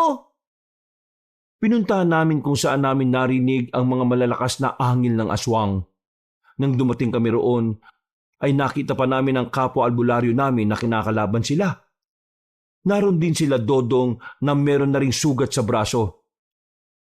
Bakit ba kayo dumating? Mapapahamak lang kayo. Hindi naman kami pwedeng hayaan na lang kayo. Mga albularyo tayo, magkakakampi tayo. Diyos ko, buti pa kayo. Si Rogelio walang ginawa Huwag na nating asahan mo kung na yun. Tayo na lang ang lumaban sa mga aswang na ito. Mabibili sila Hindi sila basta aswang lang. Hindi rin sila takot. Malakas ang loob nila. Siguro, totoong buhay na yung pinuno nila kaya sila matatapang. Hindi pa rin natin sila aatrasan. Papatunayan natin sa pinuno nila na hindi rin basta-basta ang mga albularyo. Nang muli naming marinig ang malalakas na angin ng mga aswang, ay dali-dali na namin silang pinuntahan. Napatigil kami nang makita namin sila na tila inaabangan din kami. Mahaba ang kanilang mga kuko. Bilugan ng mga mata na puro itim lang ang kulay lahat. Matulis ang kanilang tenga, pati na rin ang ilong. Mukha talaga silang mga halimaw, pero hindi namin matukoy-tukoy kung anong klaseng aswang sila. Manda kayo mga batak yan! Magsasalita pa sana ako nang biglang lumundag na ang aswang palapit sa amin. Mabuti na lang ay praktisado rin kami sa pakikipaglaban kaya agad naman namin silang nadepensahan. Pero hindi namin maikakaila na talaga namang malalakas sila. Hindi kami makagawa ng kahit na anong pag-atake. O di ba? Malalakas sa mga hayop na ito. Maging alerto lang tayo sa mga galaw nila. Kuya Agwa, meron ka ng sugat sa balikat. Wala yan. Gas-gas lang yan. Malayo yan sa bituka. Mamaya po, malapit na yan. Ayos tong batang to no. Nang makakuha kami ng tiyempo, nilakasan namin ang loob namin at kami naman ang lumusob sa kanila. Nagtaka ang mga aswang kung bakit parang bigla kaming tumapang. Pero ang hindi nila alam, tinatapangan na lang namin talaga dahil dun lang kami makakalamang. Ang kaso nga lang, kahit na anong gawin naming tapang, sadyang kakaiba talaga ang lakas at bilis ng mga aswang. Napupo na si Dodong sa lapag. Napalibutan na siya ng 3 aswang. Si Lolo at ang Hilito naman ay ganun din. Ako na lang ang natitirang nakatindig. At kahit palagang ko sila, hindi pa rin makakatakas at tiyak na kamatayan ng mga kasama ko. Apo, Agwa, tumakas ka na! Umalis ka na, Agwa! Iparating mo sa mga kasama natin sa ibang baryo. Kuya, yung sinigang po sa bahay baka malamig na. Abay, pambira ka talagang bata ka Malapit na tayong mamatay yung ulam pa rin ang iniisip mo. Hindi ko kayo iiwan. Huwag ka na magpakabayani, Agwa. Isipin mo na lang kung ano ang mas makabubuti. Wala na kami magagawa rito. Tatanggapin na lang namin ang kamatayan namin. Sige na, Apo! Hindi! Umangin na malakas sa mga aswang. Akmang lalapitan na nila ako pero bigla na lang akong nakaramdam ng kakaiba sa katawan ko. Para akong gumaan. Nakita ko na lang na parang umiilaw ng konti ang 2 palad ko. Nanlalaki mga mata ko noong mga sandaling yon. Kahit ang mga aswang din na nasa harapan namin ay napatigil. Natagpuan ko na lang ang sarili ko na bigla ko na lang tinaga at sinaksak ng itak ang 2 aswang sa bilis ng pagkakagawa ko. Hindi ko na namalayan na nagawa ko yon. Lolo, nasa kanya ba yung mutya ng libag? Hindi ka pa ni paniwala. Pinagtulungan ako ng mga aswang pero dahil sa kakaibang kapangyarihan na bigla ko na lang naramdaman, nagawa ko silang tapatan. Sa katunayan, hindi na nga sila makatama sa akin. Makalipas lang ang halos 5 minuto, ang 7 aswang ay napatay ko na. Isa na lang ang natitirang nakatindig. Tatangkay pa sana nitong tumakas pero agad kong pinukol papunta sa kanya ang itak. Tumama ang itak sa bandang batok nito na naging dahilan para malagutan na rin siya ng hininga. Napapatingin na lang ako sa kamay ko noong mga sandaling yon, Kabanong. Hindi pa rin ako makapaniwala pero meron na akong ideya kung saan ang galing ang kakaibang abilidad ko. Napakahusay ng ginawa mo, Apo. Nagawa mo silang talunin. Agwa, tingin ko, ikaw talaga pinili ng mutya ng ano? Ng ano po? Ng libag? Nararamdaman ko ang kapangyarihan niya sa buong katawan ko. Ibig sabihin lang nito, hindi siya nalusaw sa palad ko. Pumasok siya sa buong katauhan ko.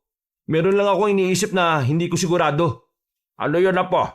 Dahil nasa akin ang mutya ng libag, kailangan ko pa rin bang hindi maligo ng 1 buwan? Tumawa na lang ang pinsang kong siyang Hilito kahit na natili naman kaming seryoso. Sinaway siya ni Lolo kaya agad din naman siyang nanahimik.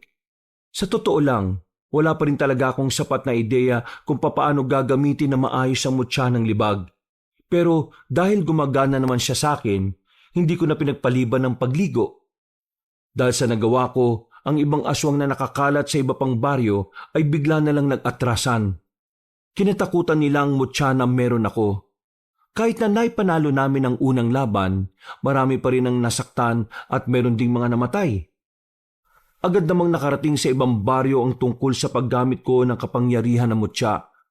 At kahit na gabing-gabi na at hindi pa kami nakaka-recover sa nangyari, biglang dumating si Rogelio sa baryo nila Dodong.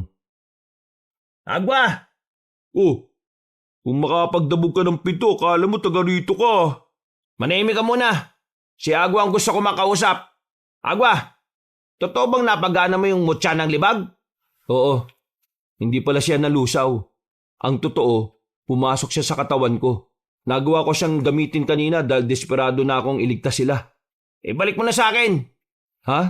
Sabi ko, ibalik mo na sa akin. Nasisira ka naman ng ulo. Binigay mo na kay Agwa at siya na ang pinili ng mutya. Anong ibalik? Malis ka na nga. Abala ka eh. Nakita mo nang sugatan kami rito oh. Nintay mo na sana munang matapos kami sa panggagamot namin sa sarili namin, di ba? Agwa, ibalik mo sa akin ha. Ang angkan ko naman ang nangangalaga niya sa loob ng maraming panahon eh. Hoy, nakikinig ka ba sa akin? Kung ibabalik mo sa akin yan, mas mapapaunlad ko pa ang mutya dahil napag-aralan ko na yan. Isara ulo ka naman pala talaga eh. Hindi mo ako pinapansin ha? Malis ka na nga. Ano ba? Bakit ba gusto mong kunin to? Kung alam mo naman na hindi mo naman nagagamit. Alam mo naman na kailangan ko to, lalo na sa mga ganitong sitwasyon, Rogelio.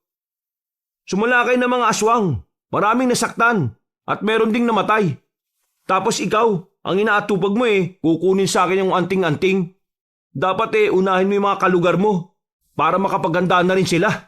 Wala kang karapatan na hawakan ng mutya dahil hindi ikaw nag-alaga dyan. Oo, hinahanap ko makakapagpabuhay sa kanya dahil kailangan ko maging aktibo ang mutya para masimulan ko na rin siyang gamitin. Kaya ibalik mo na sa akin yan, Agwa. Hindi mo yata talaga naiintindihan no? Nasa loob na nga ng katawan ko ang mutya at hindi ko alam kung paano siya ibabalik sa'yo. At kahit alam ko man, hindi ko rin gagawin. Sa pinapakita mo ngayon, pinapatunayan mo lang na hindi ka rin karapat-dapat dahil magiging sakim ka sa kapangyarihan. Sinabi na ibigay mo sa akin, Hindi ka ba talaga nakikinig? Isang malakas na suntok ang pinakawalan ni Dodong sa mukha ni Rogelio. Napatras si Rogelio dahil doon. Pero hindi ito natinag. Gumanti ito kay Dodong. Pero dahil malaking tao si Dodong, ay hindi rin naman ito umubra. Mabuti na lang ay inawat na rin sila ng iba pa naming mga kasama. Hindi magandang tingnan ng dalawang albularyo na magkaaway. Magkakampi dapat tayo. Kahit na kailan talaga, Dodong, wala ka pa rin kwenta. Hindi na ako magtataka kung bakit hanggang ngayon pangkaraniwang albularyo ka pa rin. Pangkaraniwan? Kasi hindi ako naghahangad ng kapangyarihan. Di gaya mo na uhaw ka sa kapangyarihan.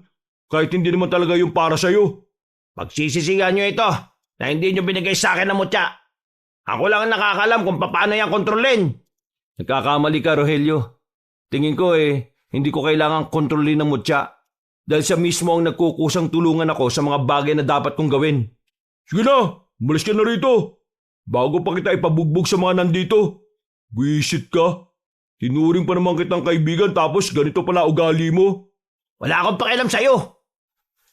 Padabog na lumabas si Rogelio. Binanggapan nito ang mga nakakasalubong na kapwa albularyo. Buntong hininga na lang ang nagawa ko. Kinaumagahan, naging maayos naman ang kalagayan namin. Nalinisan na rin ang mga sugat namin. Nang masiguro naming nasa maayos ng kalagayan ng lugar nila Dodong, nagpasya kaming umuwi na muna sa baryo namin. Inabutan pa namin sa lamesa ang pagkain na hindi na namin natapos nung gabi. Ininit na lang ni Lolo ang sinigang at maya-maya'y kumain na rin kami. Habang kumakain, nararamdaman ko ang malaking pagbabago sa sarili ko. Mula nang mapalabas ko ang kapangyarihan ng mutya ng libag, pakiramdam ko ay kaya ko nang gawin ang lahat. May pagkakataon na bigla-biglang lumalakas ang pandinig ko. Minsan din ay may mga pangitain ako kahit nagising ako. At ang tinig naman na bumubulong sa akin ay naiintindihan ko na. Sinasabi niya sa akin na gamitin ko sa kabutihan ng mutya ng libag dahil ito ang makakatalo sa mga aswang. Palagay ko noon, siya ang unang may-ari ng mutya, ang matandang lalaki na walang ligo-ligo, si Ramses. Lumipas ang 2 araw, kutob namin na nakarating na sa pinuno ng mga aswang ang nangyari. Kaya naman naganda na rin kami sa posibilidad na bigla na lang siyang magpakita sa amin. Naging sanggang dikit na namin ang albularyo sa baryo ni Dodong. Kahit papaano ay kampante ako makakapalag kami sa mga aswang dahil meron kaming pagkakaisa. Nahati kami sa 2 grupo. Ang iba ay nasa baryo namin at ang iba naman ay nasa baryo nila Dodong. Kami ang mangunguna sa pagprotekta sa mga kapwa naming albularyo sa aming baryo, habang si Dodong naman ang tinuturing na pinuno sa kanila. Lolo, ano po bang itsura ng pinuno ng mga aswang? Hindi ko rin alam, Apo. Pero nasisiguro ko na nakakatakot talaga siya. Nakita ko siya sa panaginip ko.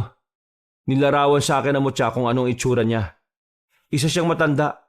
Pangkaraniwan lang ang itsura niya kapag nasaan yung tao siya. Pero nakakapangilabot ang tunay nitong anyo kapag naging aswang.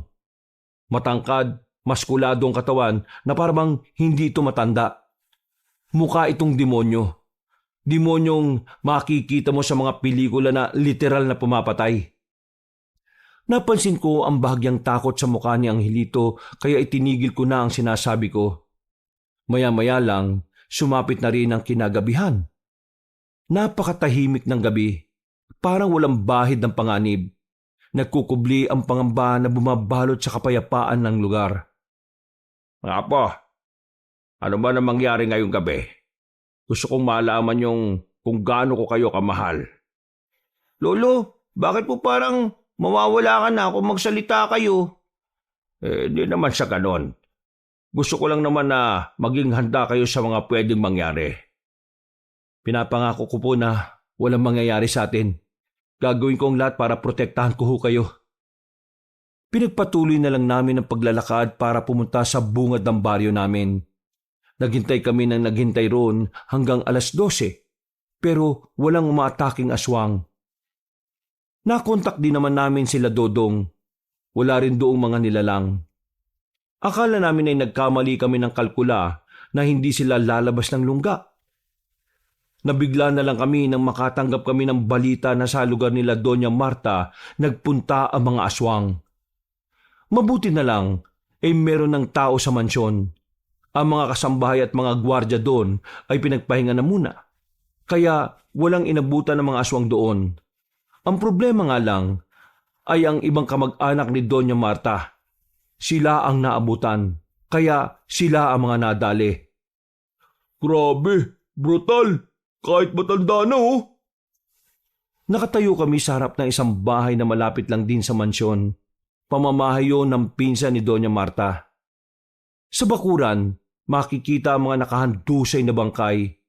Lasog-lasog ang mga katawan. Tinakpan ko na lang ang mga mata ni Angelito dahil hindi talaga kaaya-aya yung tingnan. Mag-iwahiwalay tayo. Nandito pa ang mga aswang. Hindi ako pwede magkamali. Nararamdaman ko pa sila. Magkakasama kami nila Lolo na rumonda sa ibang direksyon. Sa kabilang direksyon naman sila Dodong. Sa kalagitnaan ng paglalakad namin, nakaramdam ako ng sobrang bigat na presensya. Tumigil kami. Pinapunta ko sa likuran si Lolo at Angelito. Hindi nagtagal, isang matandang lalaki ang lumabas mula sa madilim na sulok. Puti na ang kanyang buhok, pero makikita sa kilos niya na malakas-lakas pa siya.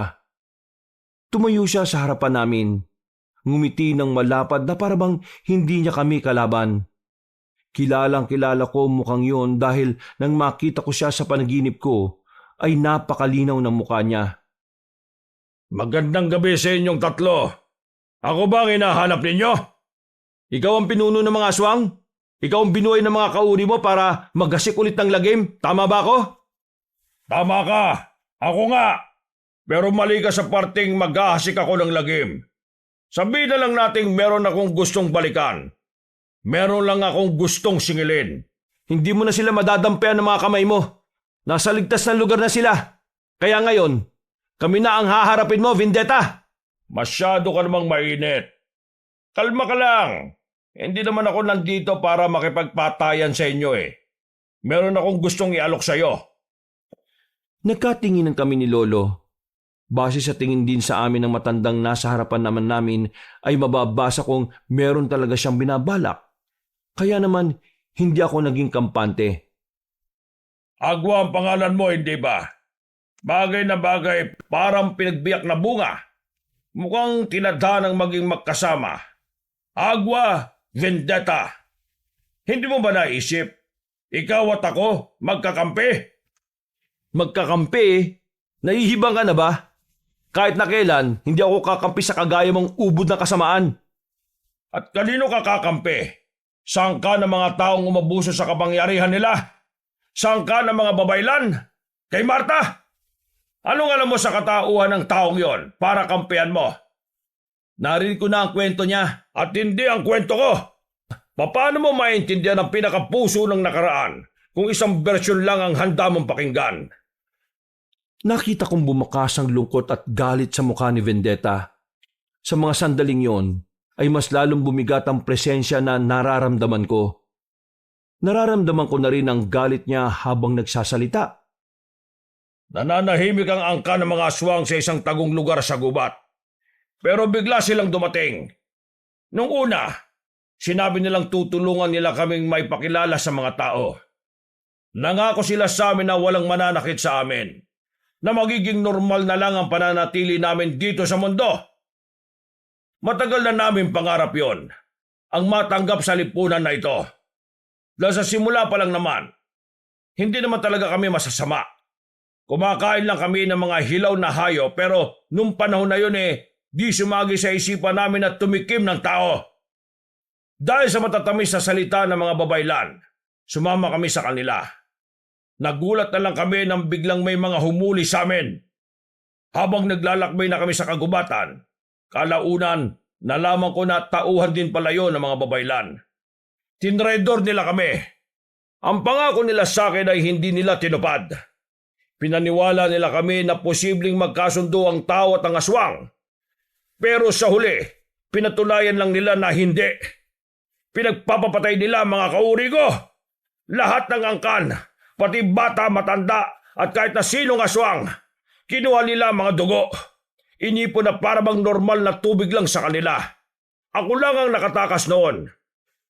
Nang malaman ko na hindi naging matagumpay ang pagritual na ginawa nila para pigilan ang mga dilubyo, binalikan ko sila isa-isa.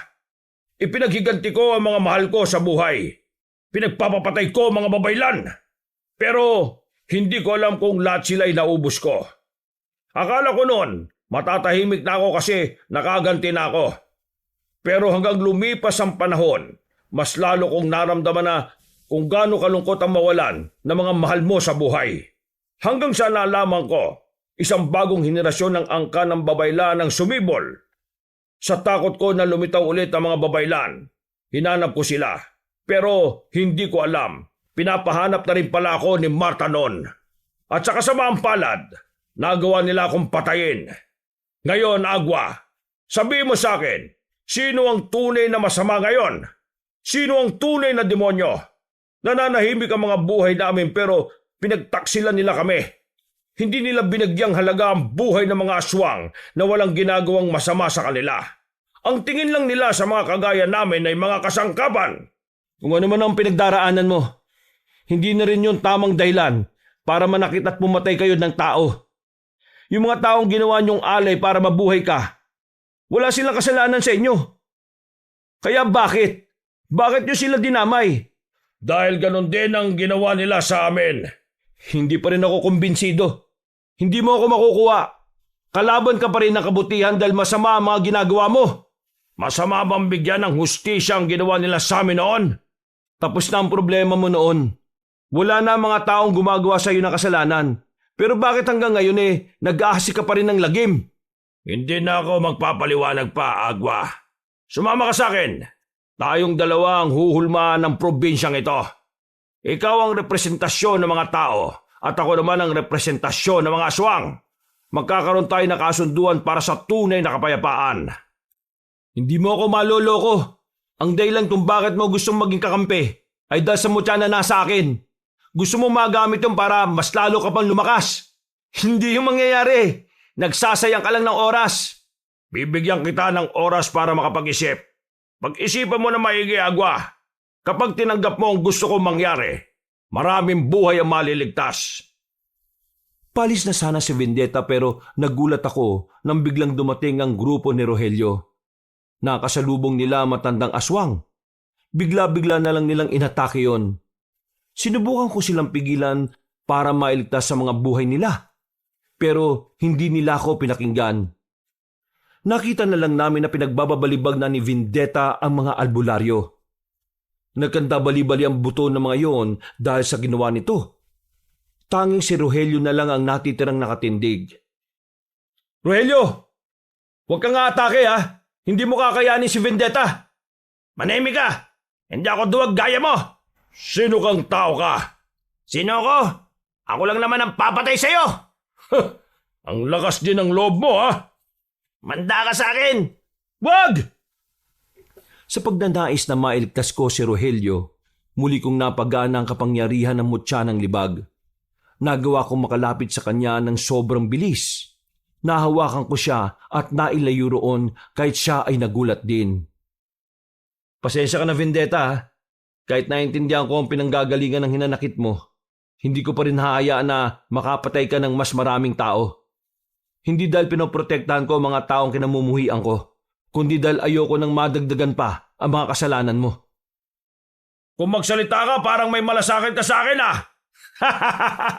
Pwes, kakalabanin mo ako? Mas mainam na pwersay na kita para makinabang ako sa iyo. Natulala nang makita ang pagbabago na yon ni Vendetta. Habang ako naman ay nanatili lang sa harapan nito. Wala akong takot na nararamdaman. Buong buo ang loob kong harapin ang tao na yon. Agad ko siyang inatake. Pero sa kasamaang palad ay agad naman siyang nakailag. Nahawakan niya ang hawak kong itak. Itinapon niya yon sa gilid at agad niya akong sinuntok. Muntikan na akong tamaan pero buti na lang ay nabasa ko ang susunod niyang galaw. Ha! Ang galing mo rin palang gumalaw ah! Hindi masasayang ang oras ko sa iyo! Huwag ka nang dumaldal. Tatapusin na kita ngayon para hindi ka na makapambiktima pa. Agad ako lumapit kay Vendetta. Sa bilis ng kilos ko, hindi na niya ako namalayan. Sinuntok ko siya ng malakas sa tagiliran. Napausog siya ng bahagya. Nakita kong parang naramdaman niya ang epekto ng suntok kong yon. Pero hindi ko inaasahan agad siyang makakaganti. Mabilis din siyang umabanti sa akin. Nahawakan niya ang ulo ko at saka ibinalandra sa lapag. Pero dahil sa kapangyarihan ng mutya ng libag ay hindi ako ganong nasaktan. Inipon ko ang enerhiya sa kamao ko. Nang makakuha ko ng tamang pagkakataon, hindi ako nag-atubiling suntukin ng aswang na yun. Tinamaan ko siya sa muka. Nung una ay kinaya niya pang tiisin, pero sa pangalawa kong suntok, tumilapon na siya at narinig ko pa ang paglagutok ng panga niya. Hindi pa ako nakontento. Pinagsusuntok ko pa siya ng marami. Hindi lang basta suntok ang ginawa ko. Sa bawat suntok ay mararamdaman ng malakas na hangin na impact. Totoo nga. Totoong malakas ang kapangyarihan ng mutya na dala mo. Kaya sige, ilalabas ko na rin ang tunay na lakas ko. Umangil siya ng malakas. Sobrang lakas ng ingay na nailalabas niya. Dahilan para magtakip na rin ng tenga sina Lolo at Angelito. Bigla na lang ding bumigat ang pakiramdam ko. Nagulat na lang ako nang mahawakan na niya ako sa leeg. Hindi ako makagalaw. Wala na akong nagawa nang bigla niya akong ihambalo sa pader. Binugbog niya ang katawan ko hanggang sa mahirapan na akong makabangon. Malakas ka! Malakas ang mutya! Pero ilang beses na ako nakakita ng ganyan at wala pa ni isa ang nakatalo sa akin. Hindi ka na makakalaban sa ganyang kalagayan. Kaya sa ayon sa gusto mo, isasama kita at gagamitin mo ang mutya para mas lalo kong maging malakas. Hindi! Hindi ka magtatagumpay sa mga pinaplano mo! Huwag ka nang manggulo! Napalingon kaming lahat nang biglang dumating si Doña Marta. Mas lalo akong kinabahan. Ang buong akala ko kasi ay nakaalis na sila ng kapis. Bakit kayo bumalik? Isa ako sa dahilan kung bakit siya nagkakaganyan. Kaya gagawin ko ang dapat para matigil na ito. Ikaw, kunin mo na ako. Ako naman ang kailangan mo, hindi ba? Ako ang may kasalanan sa iyo, hindi sila. Ha! Tingin mo, may halaga ka pa sa akin? Wala na akong pakialam sa iyo. Mas mahalaga sa akin ngayon kung paano ako magiging malakas. Walang pakialam. Pero anong ginagawa mo sa mga kamag-anak ko? Pinapatay mo. Wala silang kinalaman sa mga nangyari noon. Manahimik ka! Sinabi ko na sa iyo, wala akong pakialam. Lumayas ka! Dapat lang pala talaga na nawala mga mahal mo sa buhay dahil tunay kang masama. Anong sinabi mo? Biglang sinakal ni Vendetta si Doña Marta. Sinubukan kong ibangon ang katawan ko, pero nahihirapan talaga ako. Ang mutya naman ng libag ay hindi ko maramdaman sa mga sandaling yon. Gusto mong mamatay, di ba? O sige, ibibigay ko sa iyo ang gusto mo. Iniangat na ni Vendetta sa ere matandang babae. Noong mga sandaling yon ay namumula na ang mukha ni Doña Marta. Pinikit ko ang mga mata ko. Hanggang sa muli ko nang maramdaman ang kapangyarihan ng anting-anting. Nagawa kong kunin ang itak. Habang abala si Vendetta kay Doña Marta, mabilis akong lumapit at saka itinarak ang itak sa kanyang likuran. Nabitiwan niya si Doña Marta. Mas lalo ko pang ibinao ng itak hanggang sa mapasokan na siya ng dugo. Pagugot ko ay nagpagewang-gewang na siya sa paglalakad. Hindi kailanman mananalo ang kasama sa kabutihan. Kailangan mo na magpahinga, Vendetta. Hinihintay ka na ng mga kadugo mo. Hanggang sa mga sandaling ito, pinatunayan nyo na mga kagaya namin ay salot at walang karapatang mamuhay ng payapa. Nakakatawa dahil ang katotohanan, ang tunay na dyablo ay ang mga tao na nagtatago sa konsepto ng kabutihan at kapayapaan. Matapos siyang makapagsalita, ay agad na rin siyang bumagsak. Nakahinga na kami ng maluwag nang makitang wala ng buhay ang matandang aswang. Agad ko namang nilapitan si Doña Marta at tinulungang makatayo. Ayos lang po ba kayo, Doña Marta? Maraming salamat. Ayos lang ako. May mga natitira pang aswang, Apo. Kailangan natin tulungan sila, Dodong. Tara na, kuya. Hinihintay na nila tayo. Hoy! Hoy! Paano ka? Bahala ka kung gusto mong sumama. Huwag ka lang magkukulit doon, ha? Doña Marta, umuwi na muna kayo sa inyo at huwag na kayong lalabas ng bahay. Kailangan lang namin ubusin ang mga natitirang aswang. Kami na pong bahala rito. Pinuntahan agad namin kung nasaan ang mga aswang na nakakalat sa baryo. Hindi naman na kami nahirapang talunin ng mga yon.